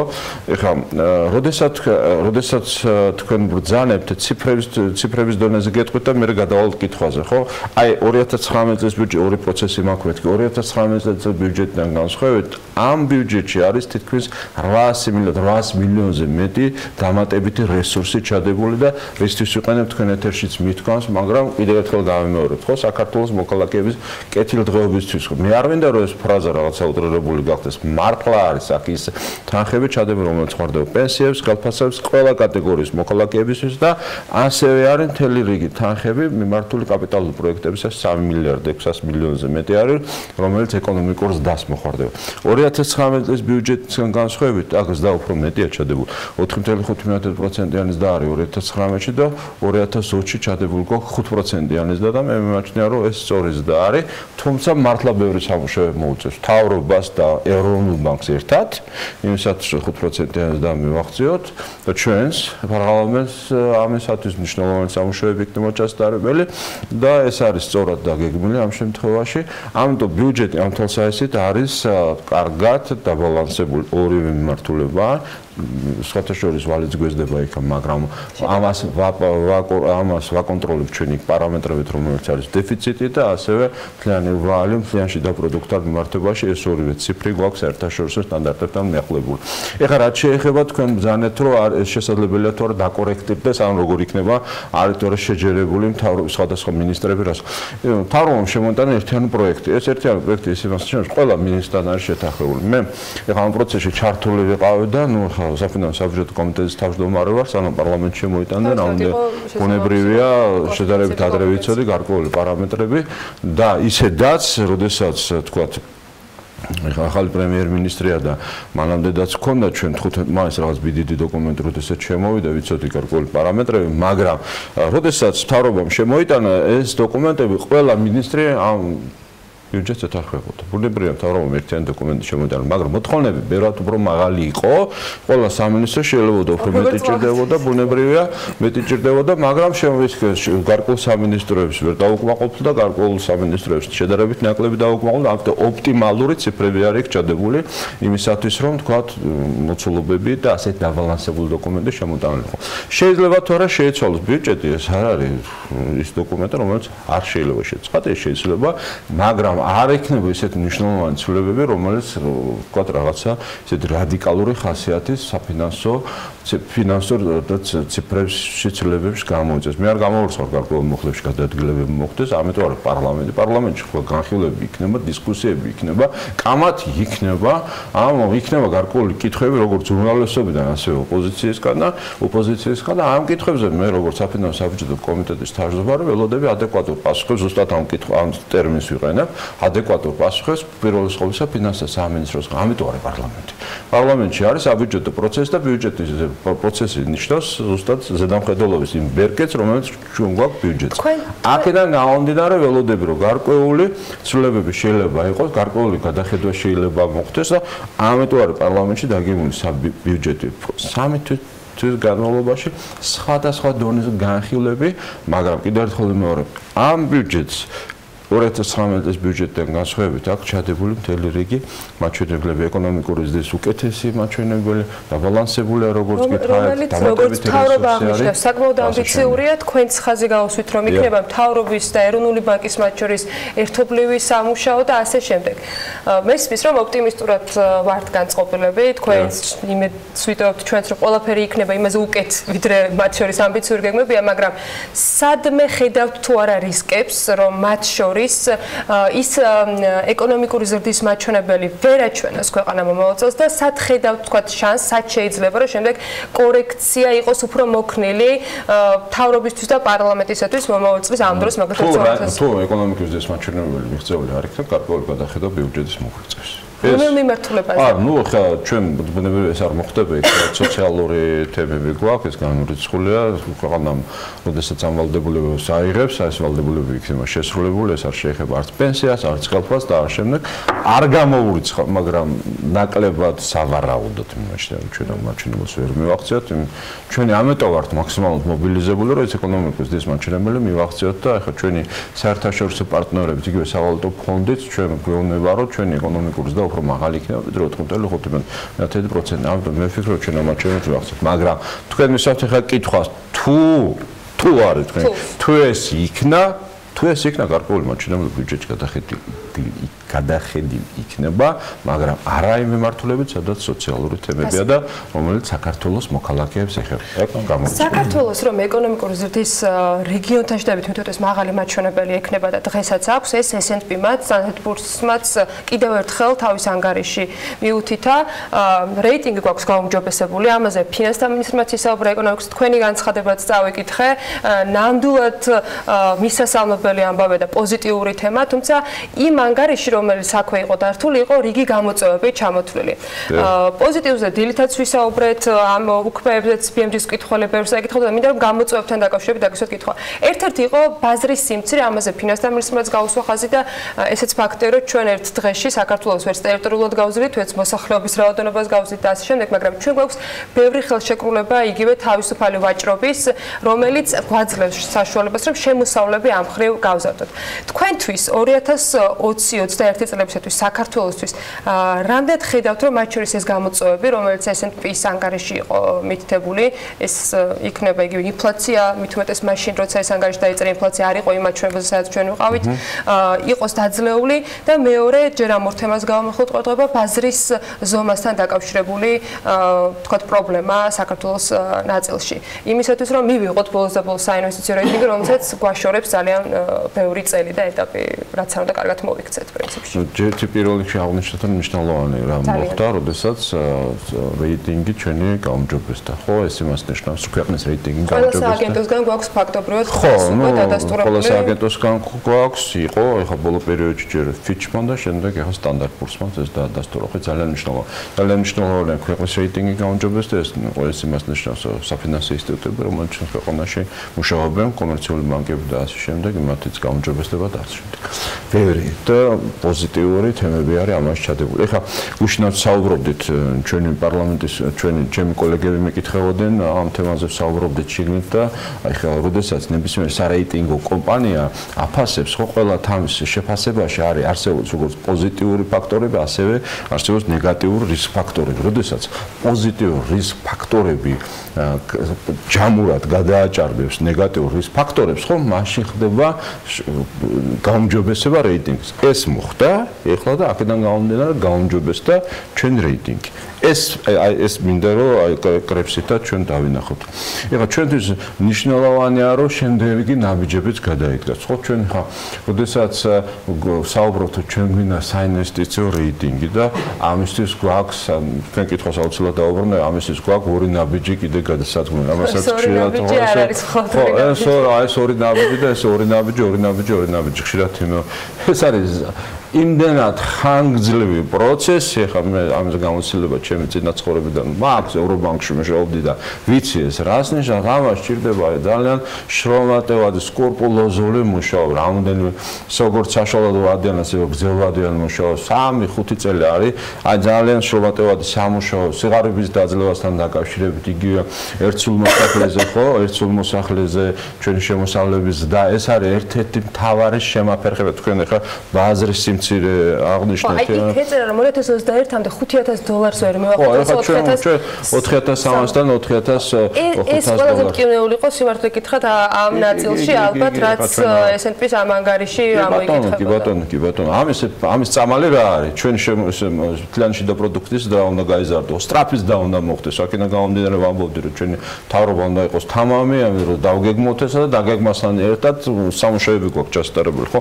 ეხლა 4.5% გვაქვს 2019-ში 2020-ში 5%-ს მეთქი, მაგრამ მთელი რიგი სამუშაოები გვიწევს, ხო? ეხლა ჩვენ ამ რეგიონიდან ვერ ამოვარდებით, ხო, როგორი მეზობლები გვყავს, ეხლა თქვენ ახლა თურქეთში რა ხდება, რუსეთში რა ხდება, ხო, აზერბაიჯანში რა ხდება, ამასთან შედარებით ჩვენ უკეთესად მივდივართ წელს. და კიდევ უკეთესიც დაგვექნება, მაგრამ ერთ-ერთი მთავარი ფაქტორი აქ არის, რომ დაბალი შემოსავლები გვაქვს გამოხატული ერთსულ მოსახლეზე, ხო?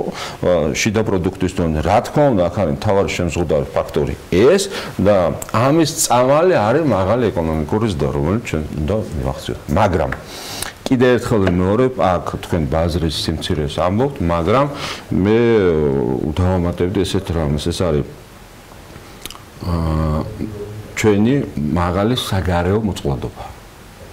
აი საგარეო მოწყვლადობის შესამცირება, ხო, მაგალითად საგარეო მოწყვლადობის შემცირება, ამას ჩვენი რეიტინგის, ოდესაც რეიტინგებს აკეთებენ, იქ ხშირად აღნიშნავენ და ამისთვის მთავარი გამოწვევები არის მიმდინარე ანგარიშის დეფიციტის შემცირება და დადებითი შეფასება გვაქვს. დადებითი შემცირება და მიმდინარე ანგარიშის დეფიციტის შემცირება, როგორც გითხარით და პლუს ასევე დედოლარიზაცია.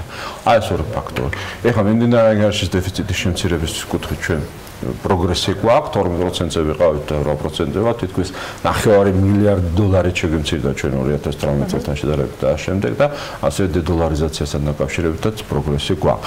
კიდევ ერთხელ მე გამოწვევად არის პრინციპში ხო, გამოწვევა, მაგრამ ეხლა იგივე მიმდინარე ანგარიშის დეფიციტი არის მემკვიდრეობითი პრობლემა მას შემდეგ რაც საქართველოს დამოუკიდებელი გახდა. აქაც პროგრესი, მაგრამ ესა კიდევ ერთხელ ვიმეორებ, როდესაც თქვენ აღვთ, რომ ბაზარი არის მცირე, მე ამას დაგიმატებდით, რომ ესეთი პრობლემა აი ამ პრობლემებს ჭირდება გადაწყვეტა. აი ეს პრობლემები არის საქართველოს მემკვიდრეობითი პრობლემები, რაც საქართველოს დამოუკიდებელი გახდა და ამას ჭირდება თანდათანობით ნაბიჯ გადაწყვეტა და ეს არის დროში გაწერილი პროცესი.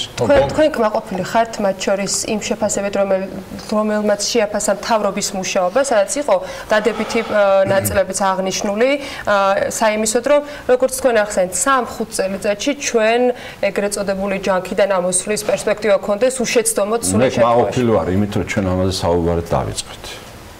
ჩვენ ამაზე რომ ჩვენ უკვე საუბრობთ ამაზე, რომ ჩვენ საინვესტიციო რეიტინგი გვინდა, მე მაყოფილი ვარ იმით, რა შეფასებებიც არის, მაგრამ ჩვენ რეალობასაც თვალე უნდა გავუსწოროთ, სადა ვართ, რა პროგრესი გვაქვს და რა სამუშაოები გვაქვს ჩასატარებელი. მე ობიექტურად უყურებ ადამიანს, რომელიც ამ სექტორში დიდი ხანია მუშაობს, სხვა ქვეყნებშიც მუშაობდი და ვიცი რა გვაქვს გასაკეთებელი წინ რა სამუშაოები გვიწევს. პროგრესი გვაქვს აშკარად, მაგრამ ბევრი სამუშაოები გვაქვს წინ, ეს არის ჩემი ხედვა ამ მეთოდით.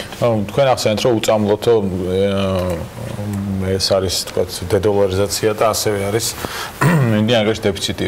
ინოვაციები და განათლება არის მნიშვნელოვანი, ასე თქვათ, ჩამორჩენა გლობალური კონკურენტუნარიანობის რეიტინგს თუ შევხედავთ. წამლობის ნაწილში ინოვაციები და განათლება არის თორემ მნიშვნელოვანი. თუნდაც ბაზრის ზომის მიმართულებით ვახსენეთ, რომ ბევრი ხელშეკრულება გვაქვს, მათ შორის ჩინეთთან ევროკავშირთან, რომლის გამოყენება ძალიან მნიშვნელოვანია.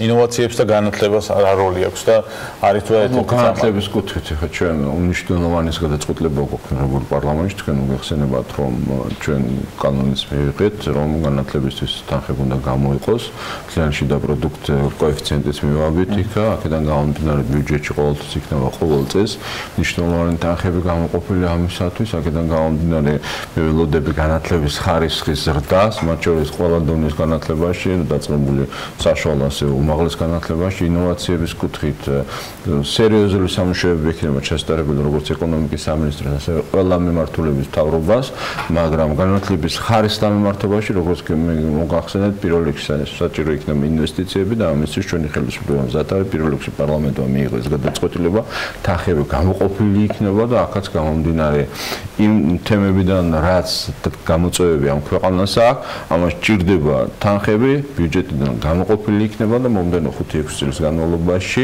როგორც გითხარით, ლიანში და პროდუქტთან მიმართებაში კოეფიციენტი გვაქვს, აქედან გამომდინარე თანხები იქნება მობილიზებული.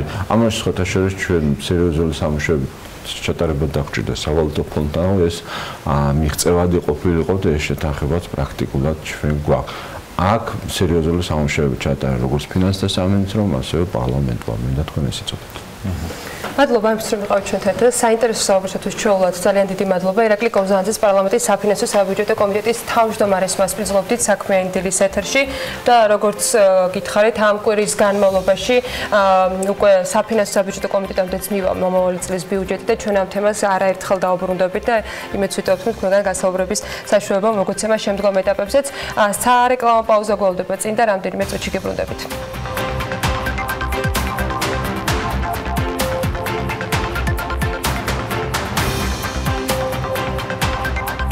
საქართველოს ეროვნული ბანკის პრეზიდენტი კოპა გვენეტაძე გამოეხმაურა S&P-ს მიერ სუვერენული რეიტინგის გაუმჯობესებას და ავტორიტეტული საერთაშორისო სარეიტინგო სააგენტოს გადაწყვეტილება დადებითად შეაფასა. ინვესტორებისათვის მაკროეკონომიკური სტაბილურობის და საინვესტიციო გარემოს გაუმჯობესების ყველაზე კარგი ინდიკატორი საერთაშორისო სუვერენული საკრედიტო რეიტინგი აღნიშნავს ეროვნული ბანკის პრეზიდენტი, ამიტომ მისასალმებელია საინვესტიციო რეიტინგის გაუმჯობესება, ამბობს კოპა გვენეტაძე. სულ 2 ოდები გვაშორებს საინვესტიციო რეიტინგამდე, რომლის მონიჭების შედეგად შეგვიძლია ვთქვათ, რომ ჩვენი ქვეყნის ეკონომიკა და მისი განვითარება თვისობრივად შეიცვლება და თვისობრივად ახალ სიმაღლეზე ავა, თუმცა ამისთვის ჯერ კიდევ ბევრი სამუშაოა გასაკეთებელი, რომ ეს 2 ბიჯი მოვიპოვოთ, განცხადება ფინანსთა მინისტრ ბანო მაჭავარიანს ეკუთვნის. რეგიონული განვითარებისა და ინფრასტრუქტურის მინისტრის მოადგილის ბზია გიორგობიანის ინფორმაციით კი რუსთავი-თბილისის ავტობანის მშენებლობის დასრულებას კვლავ ადგილობრივი მოსახლეობის წინააღმდეგობა უშლის ხელს, ამასთან დაკავშირებით პარლამენტში დარგობრივი ეკონომიკის და ეკონომიკური პოლიტიკის კომიტეტის სხდომაზე განაცხადა, სადაც 2020 წლის სახელმწიფო ბიუჯეტის პროექტი განიხილებოდა. საზოგადოებას ინფორმაცია არ აქვს თუ რაოდენ მნიშვნელოვანია ჰესების მშენებლობა საქართველოში. სამშენებლო კომპანია Synergy Construction-ის წარმომადგენელმა თამარ სადუნიშვილმა ისაუბრა BMT-სთან ამაზე და განმარტა, რომ საქართველოში მთავრობის მხრიდან ჰესების მშენებლობასთან დაკავშირებით საზოგადოებას მეტი ინფორმირებულობა სჭირდება.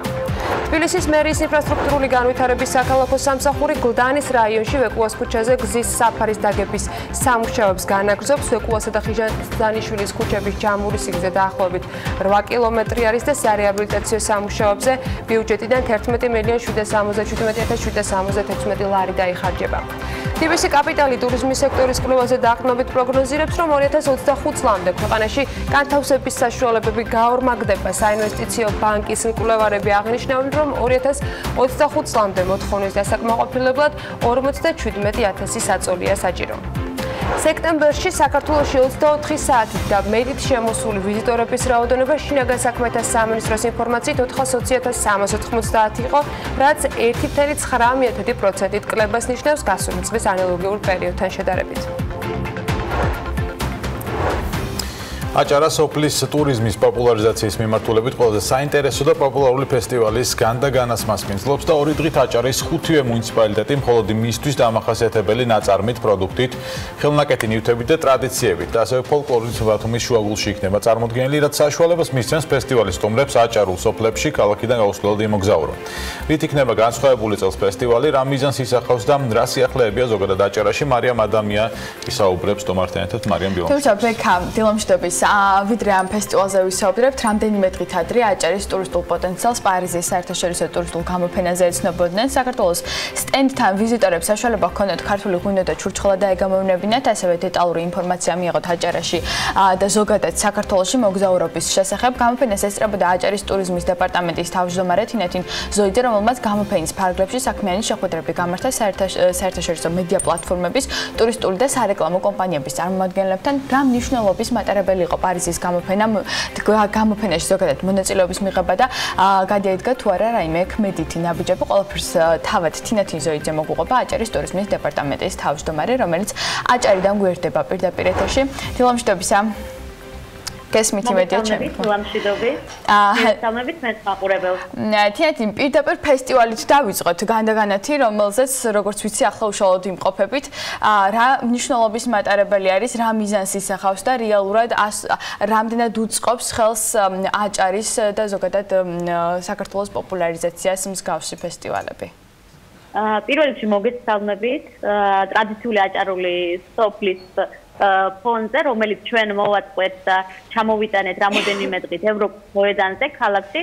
ჩვენი მიზანი არის თქმა უნდა რომ მოვახდინოთ აჭარული სოფლის მთის იმ ტრადიციების და კულტურის პოპულარიზაცია და მისი წარმოჩენა როგორც ტურისტული პროდუქტი ჩვენი ქალაქის სტუმრებისთვის, ზოგადად მოსახლეობისთვის და იმ უნიკალური ტრადიციების და ტურისტული პოტენციალის ჩვენება, რომელიც ჩვენს მთებს აქვს.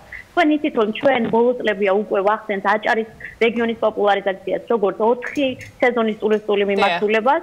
ამიტომაც ვფიქრობთ რომ ზღვასთან ერთად სწორედაც მთა ის ეროვნული პარკები, დაცული ტერიტორიები, რომლებიც ჩვენ გვაქვს და სოფელი, აჭარული სოფელი თავისი ტრადიციებით სწორედ გახლავთ ის ტურისტული პროდუქტი, რომელიც ჩვენს რეგიონს გახდის 4 სეზონზე მიმზიდველ ტურისტულ პროდუქტს თავისი ზამთრის ზაფხულის შემოდგომის ტურისტული პროდუქტებით. ამიტომაც ეს ფესტივალი 2 დღის განმავლობაში საშუალებას აძლევს ადამიანებს გაიცნონ მთიანი აჭარის როგორც ტურისტული მარშრუტები უშუალოდ, ასევე ის ტურისტული პროდუქტები, ტრადიცია, კულტურა, ფოლკლორი, რომელიც უნიკალურია აჭარაში, ძალიან ისეთი გამორჩეული კერძები, რომელიც უცნობია შემორჩენილი სხვადასხვა სოფლებში და ძალიან საინტერესოა ის ფაქტი, რომ თვითონ ადამიანებს აქვს საშუალება უშუალოდ გაესაუბრონ ამ ადამიანებს, რომლებიც სოფლებში ცხოვრობენ, რომლებსაც ჩამოიტანეს თავიანთი ნობათი სოფლის და საშუალება გვაქვს რომ გავსინჯოთ ისეთი კერძები, რომელიც უცნობია ზოგიერთი კერძის ადგილობრივებისთვისაც და ძალიან საინტერესო მასტერკლასები გაიმართა გუშინ იმ ფოლკლორულ ნომრებთან ერთად, გამოფენებთან ერთად. თქვენ ნახავთ კადრის მიღმა ძალიან ლამაზი დეკორაციები გვაქვს სოფლის. ჩვენ შევეცადეთ კიდევ ერთხელ შეგვეხსენებინა ადგილობრივებისთვის ჩვენი სოფლის ზოგადად სილამაზე, ტრადიცია, კულტურა და შეგვეხსენებინა მათთვის, რომ ძალიან მნიშვნელოვანია რომ ვიმოგზაუროთ სოფელში, ასევე უცხოელები ძალიან დიდ ინტერესს გამოხატავდნენ და ჩვენ მათთვის სპეციალურად ჰქონდა მოწყობილი კუთხე, სადაც ისინი ყველა მარშრუტს, რომელიც მარკირებულია ან ახლა მუშაობს, ჰქონდათ საშუალება რომ ამ მარშრუტებზე მიეღოთ ინფორმაცია. თინეთი, ვიდრე ადგილობრივებს შევახსენებთ, მე მგონი გაცილებით მნიშვნელოვანია ასევე ტურისტებს გავაცნოთ აჭარა და აჭარის მაღალმთიანი სოფლები ესწრებოდნენ თუ არა და დაინტერესება რამდენად იყო ფესტივალის მიმართ უცხოელი ვიზიტორების მხრიდან. ფესტივალის მიმართ ზოგადად განაგანეთ ფესტივალი მე-5-ე ტარდება, სოფლის ტურიზმის ფესტივალი ჩვენს რეგიონში. ძალიან დიდია დაინტერესება განსაკუთრებით უცხოელების და ტურისტების მხრიდან და ჩვენ რა თქმა უნდა სპეციალურად მათთვის და მათ ინტერესებს და მორგებული ფორმატით ვაკეთებთ ფესტივალს, რაც გულისხმობს იმას, რომ ყველა იმ კომპონენტს, რომელიც ჩვენთვის მნიშვნელოვანია, ჩვენი მთების პოპულარიზაციის კუთხით, მთების ჩვენების და მისი ტურისტული პოტენციალის კუთხით, ჩვენ მაქსიმუმს ვაკეთებთ ამისთვის და სწორედ ეხლა დღევანდელი აქტივობები, გუშინდელი აქტივობები, როგორც არის ღვინის დაწურვა, ყველის ამოყვანა, ფოლკლორი, მარშრუტები, რომელიც ინდივიდუალურად გვაქვს გამოტანილი თვალსაჩინოდ, თითოეული დაცული ტერიტორიის მაღალმთიანი აჭარის ან სარეკრეაციო ზონის, რა თქმა უნდა, ემსახურება იმისას, რომ მაქსიმალურად მეტი ტურისტი მივიზიდოთ მთიან აჭარაში. ჩვენ ასევე უნდა აღვნიშნოთ ისიც, რომ 2018 წელს ზოგადად გამოკითხვებით 124%-ით მეტი ვიზიტორი სტუმრობდა მთიან აჭარას და უნდა აღვნიშნოთ, რომ დაცული ტერიტორიებში და ეროვნულ პარკებში ინტერესი ძალიან დიდია ვიზიტორების და ეხლა სასიამოვნო ფაქტიც გვაქვს, რომ აჭარის დაცული ტერიტორიები კოლხეთის ეროვნულ პარკებთან და ჭარბტენიან ტერიტორიებთან ერთად იუნესკოს კულტურული მემკვიდრეობის სტატუსზეა წარდგენილი, რაც რა თქმა უნდა მნიშვნელოვანია ჩვენი რეგიონისთვის, ზოგადად საქართველოსთვის და ეს დამატებით უფრო ცნობილს გახდის ჩვენს და უფრო მეტ ტურისტს მოიზიდავს. რა თქმა უნდა, უფრო მეტ ტურისტს მოიზიდავს ჩვენს რეგიონში. გასაგებია. რაც შეეხება პარიზის საერთაშორისო გამოფენას, თინეთი გასაგებია რა მიზანსაც ემსახურება და გავიგეთ, რომ როგორც აჭარის, ასევე ქვეყნის პოპულარიზაციის თვალსაზრისით მნიშვნელოვანია მასში მონაწილეობა. თუმცა, რა შედეგებით დაბრუნდით სამშობლოში? ანუ თქვენ შეხვდით სხვადასხვა საერთაშორისო იგივე TripAdvisor-ის წარმომადგენელს, მაგალითად ერთ-ერთი შეგვიძლია გამოყოთ, რა ურთიერთთანამშრომლობის მემორანდუმი გაფორმდა, თუ გაფორმდა და საერთოდ და რა შედეგები შეგიძლიათ რომ გამოყოთ პარიზის საერთაშორისო გამოფენის შედეგად? პარიზის საერთაშორისო გამოფენას ჩვენ წარვადგენთ ჩვენს ტურისტულ პოტენციალს და ქვეყანას ეროვნულ ტურიზმის ეროვნულ ადმინისტრაციასთან ერთად, რა თქმა უნდა, ძალიან დიდი იყო დაინტერესება ზოგადად ჩვენი ტურისტული პროდუქტების მიმართ, თუმცა ამ მიმართულებით საფრანგეთშიიდან ტურისტების მოწვევის კუთხით ჯერ ძალიან ბევრი აქტივობაა დასაგეგმი, რომელსაც ახდენს სამიზნე მიმართულება, ჩვენი ქვეყანა გახდეთ სამიზნე მიმართულება ამ შემთხვევაში ფრანგი ვიზიტორებისთვის, ჩვენ ძალიან მნიშვნელოვანი შეხვედრები გავმართეთ. ეს იყო ძალიან დიდი პლატფორმა, სადაც მთელი მსოფლიოს ტურიზმის სექტორი იყრის თავს და ჩვენ გვქონდა შეხვედრები როგორც ტუროპერატორებთან სხვადასხვა ქვეყნის, ასევე მედია პლატფორმების წარმომადგენლებთან. მე განსაკუთრებით მინდა გამოვყო TripAdvisor-თან ჩვენი შეხვედრა და მოლაპარაკებები, რომელიც გულისხმობს, რა თქმა უნდა, სამომავლო თანამშრომლობას და ჩვენ ვაპირებთ მასთან ძალიან აქტიურად. რა ტიპის საუბარი გქონდათ და რა კუთხით აპირებენ ისინი ჩვენთან თანამშრომლობას, თუ საიდუმლო არ არის და შეგიძლიათ რომ გითხრათ? რა თქმა უნდა, ამ შემთხვევაში იგულისხმება ძალიან აქტიურად TripAdvisor-ის ამ შემთხვევაში ეს TripAdvisor-ი გახლავთ სარეკომენდაციო ხასიათის ერთ-ერთი მნიშვნელოვანი პლატფორმა, რომელსაც იყენებს მთელი მსოფლიო და ჩვენ შევეცდებით, რომ მაქსიმალურად მოვახდინოთ ჩვენი რეგიონის შესახებ როგორც ინფორმაციის, ასევე ტურისტული პოტენციალის ამსახველი ფოტო-ვიდეო მასალის განთავსება და შესაბამისად სხვადასხვა ტიპის აქტივობებით, რომელსაც ეს ვებგვერდი იძლევა საშუალებას მოვახდინოთ ჩვენი რეგიონის შესახებ ინფორმაციის მიწოდება მაქსიმალურად დიდი რაოდენობით მომხმარებლისთვის და შესაბამისად მოვახდინოთ ყველა იმ რესურსის გამოყენება, რომლის საშუალებასაც ეს პლატფორმა იძლევა და დამერწმუნეთ TripAdvisor-ი ერთ-ერთი წამყვანი პლატფორმაა ყველა ზოგადად მოგზაურობის სამოგზაურო პლატფორმებს შორის და ჩვენ დარწმუნებული ვართ, ეხლა მიმდინარეობს ამ საკითხებზე მოლაპარაკება მათთან და მაქსიმალურად შევეცდებით, რომ მოვახდინოთ აქტიურად ჩვენი რეგიონის პოპულარიზაცია საერთაშორისო პლატფორმების მეშვეობით. კარგი, და ერთსაც კითხავთ ძალიან მოკლედ რომ მიპასუხოთ, წელს რა იქნება გეგმები თქვენი აჭარის ტურიზმის მიმართულებით? ჩვენ ძალიან აქტიურად ვმუშაობთ, თქვენ იცით, რომ ჩვენი რეგიონი და ქვეყანა წელს იდგა გამოწვევის წინაშე სეზონი. ამ შემთხვევაში ძალიან სასიამოვნოა ის, რომ ჩვენი ქვეყანა ინარჩუნებს მზარდ სტატისტიკას, ვიზიტორთა სტატისტიკას. ძალიან მნიშვნელოვანია და ჩვენ აქტიურად გავაგრძელებთ მუშაობას ბაზრების დივერსიფიცირების მიმართულებით, რაც შეიძლება მეტი ევროპელი ტურისტის მოზიდვის კუთხით ჩვენ აქტიურად ვაწარმოებთ ამ შემთხვევაში PR და სარეკლამო კამპანიას, როგორც ჩვენი რეგიონის, ასევე ქვეყნის კუთხით. ძალიან მნიშვნელოვანია ტურისტული პროდუქტების განვითარება, აჭარის რეგიონის ზღვასთან ერთად მთის პროდუქტების განვითარებაზე აქტიურად მუშაობთ.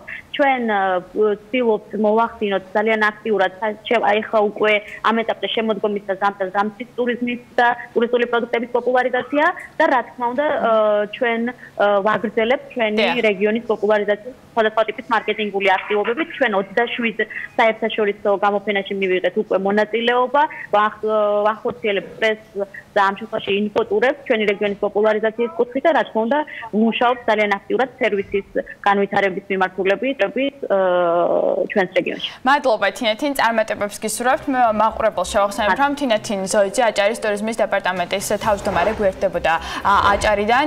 მადლობა ჩვენ სტუმარს, ვიდრე საქმიანი დილის ეთერში მოკლე სარეკლამო პაუზა გავა საქართველოს ეროვნულ ბოტანიკურ ბაღში უქმეებზე გამართულ პურის ფესტივალზე უნდა მოგიყვეთ. ფესტივალზე წარმოდგენილი იყო როგორც ბოტანიკური ბაღის ქართული მართლოვანი კულტურები, ასევე ქართული და უცხოური პური, რომელსაც საქართველოში აწარმოებენ. ღონისძიების ფარგლებში საქართველოში მოქმედ პურის მწარმოებელ კომპანიებს საკუთარი პროდუქციის წარმოდგენის შესაძლებლობა მიეცათ. როგორც ჩაიარა ორდღიანმა ფესტივალმა, ჩვენს რეპორტაჟში მოგიყვებით.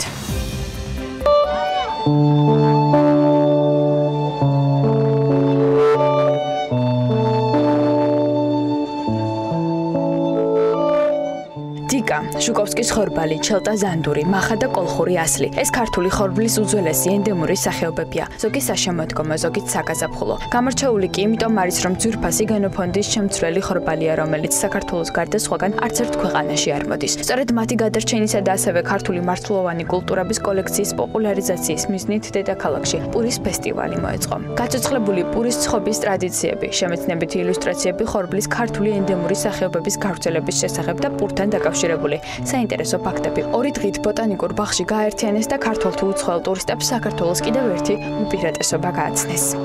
ჩვენი მიზანი სწორედ ეს არის, რომ ავამაღლოთ განათლება ქართული ხორბლისა და ქართული პურის შესახებ.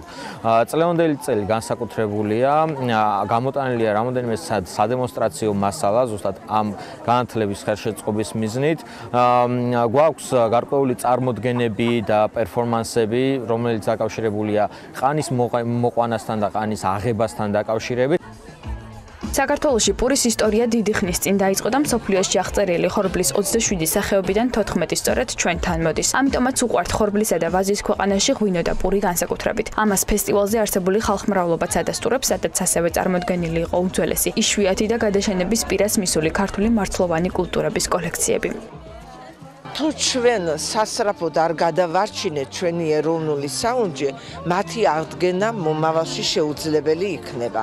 იმდენი რაოდენობით მაინც უნდა ვაწარმოოთ ჩვენი ქართული კულტურები, ღომის ღომი, ფეტვის ფეტვი, ზანდური მახარო, უცხოეთიდან ჩამოსულ სტუმრებს შევთავაზოთ რესტორნებში ჩვენი ქართული კერძი. ფესტივალზე მონაწილეობა 25-მდე ქართულმა კომპანიამ მიიღო და წარმოადგენს ქართული და უცხოური პური, რომელიც საქართველოში იწარმოება. გარდა ამისა, როგორც მწარმოებლები ამბობენ, მსგავსი ღონისძიების მთავარი მიზანი არის ის, რომ აახლოვებს ადამიანს ქართული პურის ცხობის კულტურასთან. ეს კი ხელს უწყობს ჩვენი ეროვნული საუნჯის გადარჩენას. აქ იმის გარდა რომ ყველა კომპანიას აქვს რაღაც თავისი პროდუქტი წარმოდგენილი, ეს ძალიან მნიშვნელოვანი არის, რომ მომხმარებელი ეცნობა უფრო ახლოს ქართული პურის ცხობის კულტურას. რაც მნიშვნელოვანია, რომ პურის უკან არა უბრალოდ ყვება, არამედ ძალიან ბევრი მნიშვნელოვანი ქართული ისტორიული ფაქტები არის, ქართული კულტურა არის და მე ვფიქრობ, რომ ესეთი ღონისძიებები აუცილებელი არის ქვეყანაში ჩატარდეს, რომ თუნდაც ის რომ რამდენი ქართული ხორბლის ჯიში გვაქვს, ჩვენთან ეს გაიგო მომხმარებელმა დღეს ამ ფესტივალზე. ჩვენ ვაწარმოებთ ნატურალურ ქართულ პურს. ვართ ელკანასთან ასოცირებული ბიომეურნეებისგან მოყვანილი ქართული ხორბლის მომხმარებლები და ჩვენ ვაწარმოებთ ამ ხორბლისაგან ნატურალურ დედაზე ქართულ პურს. მნიშვნელოვანი ფესტივალია, რომ დაინერგოს ჯამრთელი და ნატურალური პროდუქცია მომავალ თაობაშიც. არსებობს მითები იმის შესახებ, რომ ქართული ხორბლით პური ვერ ცხდება, არ გამოდის და ამ შემდეგ და ბოტანიკურში დღეს შეგიძლიათ ფესტივალზე დააგემოვნოთ მზეთამზეს უგემრიელესი პურები. სახეობები ძირითადად ვაცხობთ ლომთაგორა არის ესეთი ქართული ხორბლის თანამედროვე ჯიშია. გარდა ამისა გვაქვს უძველესი ჯიში წითელი დოლი და გვაქვს 100%-იანი ჭვავი. ეს არის ძირითადი სახეობები, რომლებიც ქსელურ სუპერმარკეტებში თბილისის და რუსთავის მასშტაბით არის წარმოდგენილი.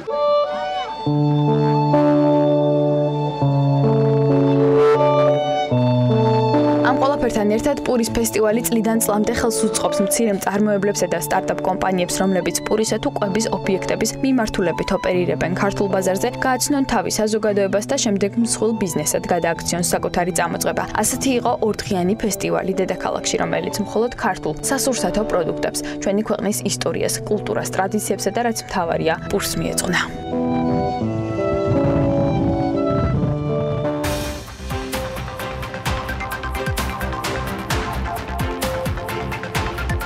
გასტრონომიულად აქტიური ორშაბათი გამოგვივიდა და ეს უმეტესად ამუქმების, ასევე გასტრონომიულად კიდევ უფრო აქტიური დღეების გამო. საქართველოში ხაჭაპურამ ძალიან უყვართ დაფასებენ, ეს ყველამ კარგად ვიცით. სტუმრებიც რომ მარტივად იხიბლებიან ხოლმე ამბით, ესეც არ არის ახალი და თქვენ წარმოიდგინეთ, ახლა უკვე ფესტივალიც მოეწყობა. ხაჭაპურის კონკურსი ერთდღიანი გასტრონომიული ღონისძიება სამეგრელოში შედგება, რომლის დროსაც კონკურსანტები სხვადასხვა სახეობის ხაჭაპურის მომზადებაში გაიჯიბრებიან. ეს იქნება მეგრული, იმერული, აჭარული, გურული, რაჭული, სვანური, მესხური, თისტური, ოსური და თუშური. ვისი უფრო გემრიელი გამოვა ამას ნახავთ, რა მიზანს ემსახურება ეს ღონისძიება პირველ რიგში, ამას დავიწყებთ საუბარს სტუმართან ერთად. ირაკლი მუჯმაჯურიძე, USAID-ის ზრდას პროექტის მენეჯერია, ჩვენი სტუმარი დილა მშტობის ირაკლი, მადლობა რომ ხართ ჩვენი გადაცემის სტუმარი. მოდით მიზნებზე ვისაუბროთ. იმერლები გაგინაწყდნენ სხვათა შორის სამეგრელოში ამ ფესტივალის მოწყობის გამო. ლოკაცია არასწორად შეირჩევა, ხო? ხო, თუმცა მეგრულ ხაჭაპურსაც არ მგონია რომ გურულებსაც განსხვავებული აზრი ქონდეს ან სხვა რეგიონს თავისთავად. ფაქტია რომ დიდი კონკურენცია იქნება. მოგესალმებით უპირველეს ყოვლისა გილოცავთ საწყლობას, რაღაც დაესარით. მიზანს რაც შეეხება, მიზანი თავისთავად ცხადია, ეს არის ზოგადად საქართველოში გასტრონომიული ტურიზმის განვითარება და ასევე იმ რეგიონის ტურიზმის პოტენციალის გაზრდა, რომელ რეგიონშიც ჩვენ ვატარებთ, თავისთავად ცხადია, ხა თქვენ იუმორით აღნიშნეთ, მაგრამ კონკურენცია თავისთავად ძალიან დიდია. თუმცა მინდა გითხრათ, რომ ეს ყველაფერი ტარდება ძალიან საინტერესო და მნიშვნელოვან ადგილას, ეს არის რუხიბოლში. ეს არის საზღვრისპირა სოფელი. და სწორედ ჩვენი კომუნიკაციას თავის დატვირთვა თავისთავად ცხადია. თან ძალიან საინტერესო არის ის, რომ თავის დროზე საპარტნიორო ფონდის მიერ გაკეთებულ ამ ლოკაციას აქვს შესაბამისი ინფრასტრუქტურა, რაც ძალიან მნიშვნელოვანია, იმიტომ რომ მოგეხსენებათ, ჩვენ მიახლოებით ველოდებით 1000-მდე სტუმარს. მონაწილე არის მიახლოებით სადღაც 50-მდე, ან 50-მდე სხვადასხვა რეგიონიდან ჩამოსული ადამიანი მიიღებს მონაწილეობას და შესაბამისად უბრალოდ ინფრასტრუქტურა იმ თვალსაზრისით, რომ ეს ყველაფერი გაიმართოს და დაეტიოს, სწორედ რუხიმოლშია და ჩვენი პარტნიორი გახლავთ, სწორედ რუხიმოლი, ისევე როგორც სხვა დანარჩენი და მექნება ალბათ საშუალება, რომ პარტნიორებსაც ვისაუბრებ. კი ბატონო, ღონისძიების დეტალებიც რომ თქვა 19-ში გაიმართება, აი რა ტიპის დღე დაგხვდება იქ ჩასულ ადამიანებს და სტუმრებს, რა იქნება დღის დასწრებთან ბოლოს? უკვე არის, მაგრამ თუ კიდევ ვინმეს უნდა დამატებით მონაწილეობის მიღება, მის შესაძლებლობა თუ იქნება. კარგით, მოდით ამ ბოლო კითხვიდან დავიწყებ. თავისთავად ცხადია, ამის საშუალება არის, უბრალოდ არის თავისთავად ცხადია ნებისმიერი ჩვენგანი ზოგადად საქართველოში, ისევე როგორც ვართ კარგი ღვინის დეგუსტატორები, ასევე ვართ ხაჭაპურის ნაწილშიდაც, იმიტომ რომ ეს არის ჩვენი კულტურული ფასეულობა, მოგეხსენებათ. უბრალოდ ჩვენ გვაქვს ერთ-ერთი მოთხოვნა და დღევანდელ დღეს არის ბოლო დღეა 14 ოქტომბერს ნებისმიერ ადამიანს შეუძლია გადაიღოს ხაჭაპურის მომზადების პროცესი და გამოაგზავნოს Facebook-ში სპეციალურად შექმნილი გვერდია და იქ, იმიტომ რომ ეს არის ერთ-ერთი წინაპირობა იმისა, რომ ჩვენი შემზარეულებმა გადაამოწმონ თუ რამდენად კარგად აწყობს ეს ადამიანი, იმიტომ რომ აქ არის ერთის მხრივ არის სამოყვარულო დონეზე შეჯიბრი და ასევე არაპროფესიულ დონეზედაც, იმიტომ რომ მოგეხსენებათ აქ ერთ-ერთი ყველაზე საინტერესო მე ვფიქრობ იქნება სწორედ სხვადასხვა რესტორნების და ზოგადად ანუ იმის თქმა უნდა რომ იურიდიული პირების მიერ შექმნილი, ასე ვთქვათ, სარესტორნო ბიზნესში ჩართული ადამიანების მიერ ხაჭაპურის გამოცხობა, იმიტომ რომ ხაჭაპური არ არის მხოლოდ იმერული, ასევე სხვა ძალიან ბევრი სხვადასხვა ტიპის ხაჭაპურის. რაჭული ხაჭაპურის, ქისტური ხაჭაპური, თუშური, მესხური ხაჭაპურის ის გვექნება ბატონ ლეონ ბაღდაშვილი გააკეთებს მე როგორც ვიცი მასტერ-კლასს და ანუ იდეა სწორედ ეს არის, რომ სწორედ მოხდეს ზოგადად ხაჭაპურის პოპულარიზაცია, იმიტომ რომ მთელი საქართველოს გაერთიანება, თქვენ ახსენეთ თქვენი პარტნიორებით, ის ადამიანებიც ჩართულები იქნებიან. ამაზე გითხარით ცოტა უფრო მეტი, ვინ გააკეთა ამ ყველაფრის ორგანიზება, ვინ არიან თქვენი პარტნიორები, რა ფორმით მოხდება მომავალში თუ იქნება მისი გაგრძელება, ანუ რა ხდება 19-ში გარდა იმისა, რომ ხაჭაპური ხა ცენტრალური თემა არის, მაგრამ ძალიან მნიშვნელოვანი არის მთელი ის, რაც უკავშირდება იგივე ლოკაციიდან დაწყებული თემატიკიდან გამომდინარე, მას ძალიან ბევრი დატვირთვა აქვს, ხო? ვინ არიან თანამონაწილეები, ვინ არიან თქვენი პარტნიორები და ვისთანაც აკეთებთ ამ ყველაფერს? დიახ, და პრინციპში ეს ის კითხვა, რომელიც თქვენ დასვით და მინდა რომ ორივე ერთად შევაჯამო. სწორედ ჩვენი პარტნიორების და ჩვენი მეგობრების დახმარებით ხდება ეს 19 ოქტომბერი ძალიან საინტერესო.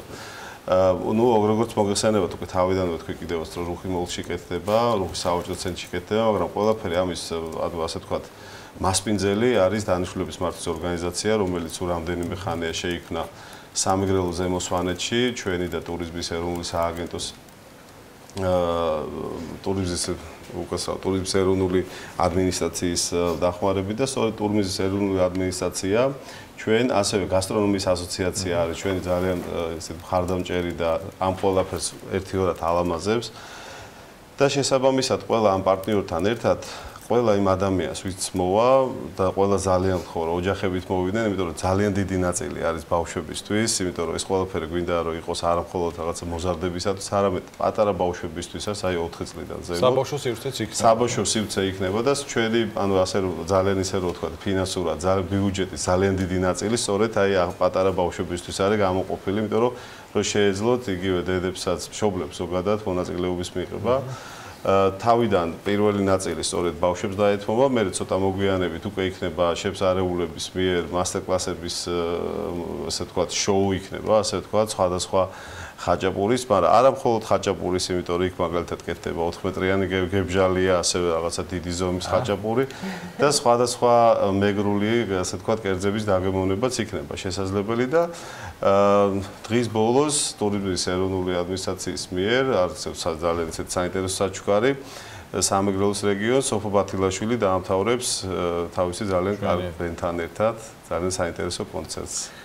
საინტერესო ფესტივალი წინ გველოდება კიდე ესენი ხო გავიარეთ და ეხლა 19-ში საინტერესო თანამშრომლობაში დგა ფაქტია და 19-ში ძალიან საინტერესო ღონისძიება იქნებოდა მე ის ადამიანი მინდა ნახო ვინც ამ ყველა სახის ხაჭაპურს დააგემონებს და გამარჯვებულს მერე გამოავლენს წარმატებას გისურვებთ თქვენ ორგანიზატორებს და ამ განსაკუთრებით ჯიურის წევრებს ირაკლი უჯმაჯურიძის ვიზიტს პროექტის მენეჯერს მასპინძლობთ საქმიანი დილის ბოლო ბლოკში მასთან ერთად გემშვიდობებით ბედნიერ სვეტიცხოვლობას გისურვებთ წინგელდება საქმის კურსის გამოშვებები დღეს განმავლობაში ბექაპაციკაძესთან ერთად BMT-ზე მუდმივად განახლებადი ამბები და ჩვენ ხვალ დილით 8 საათზე შეხვდებით ერთმანეთს ბედნიერი დღე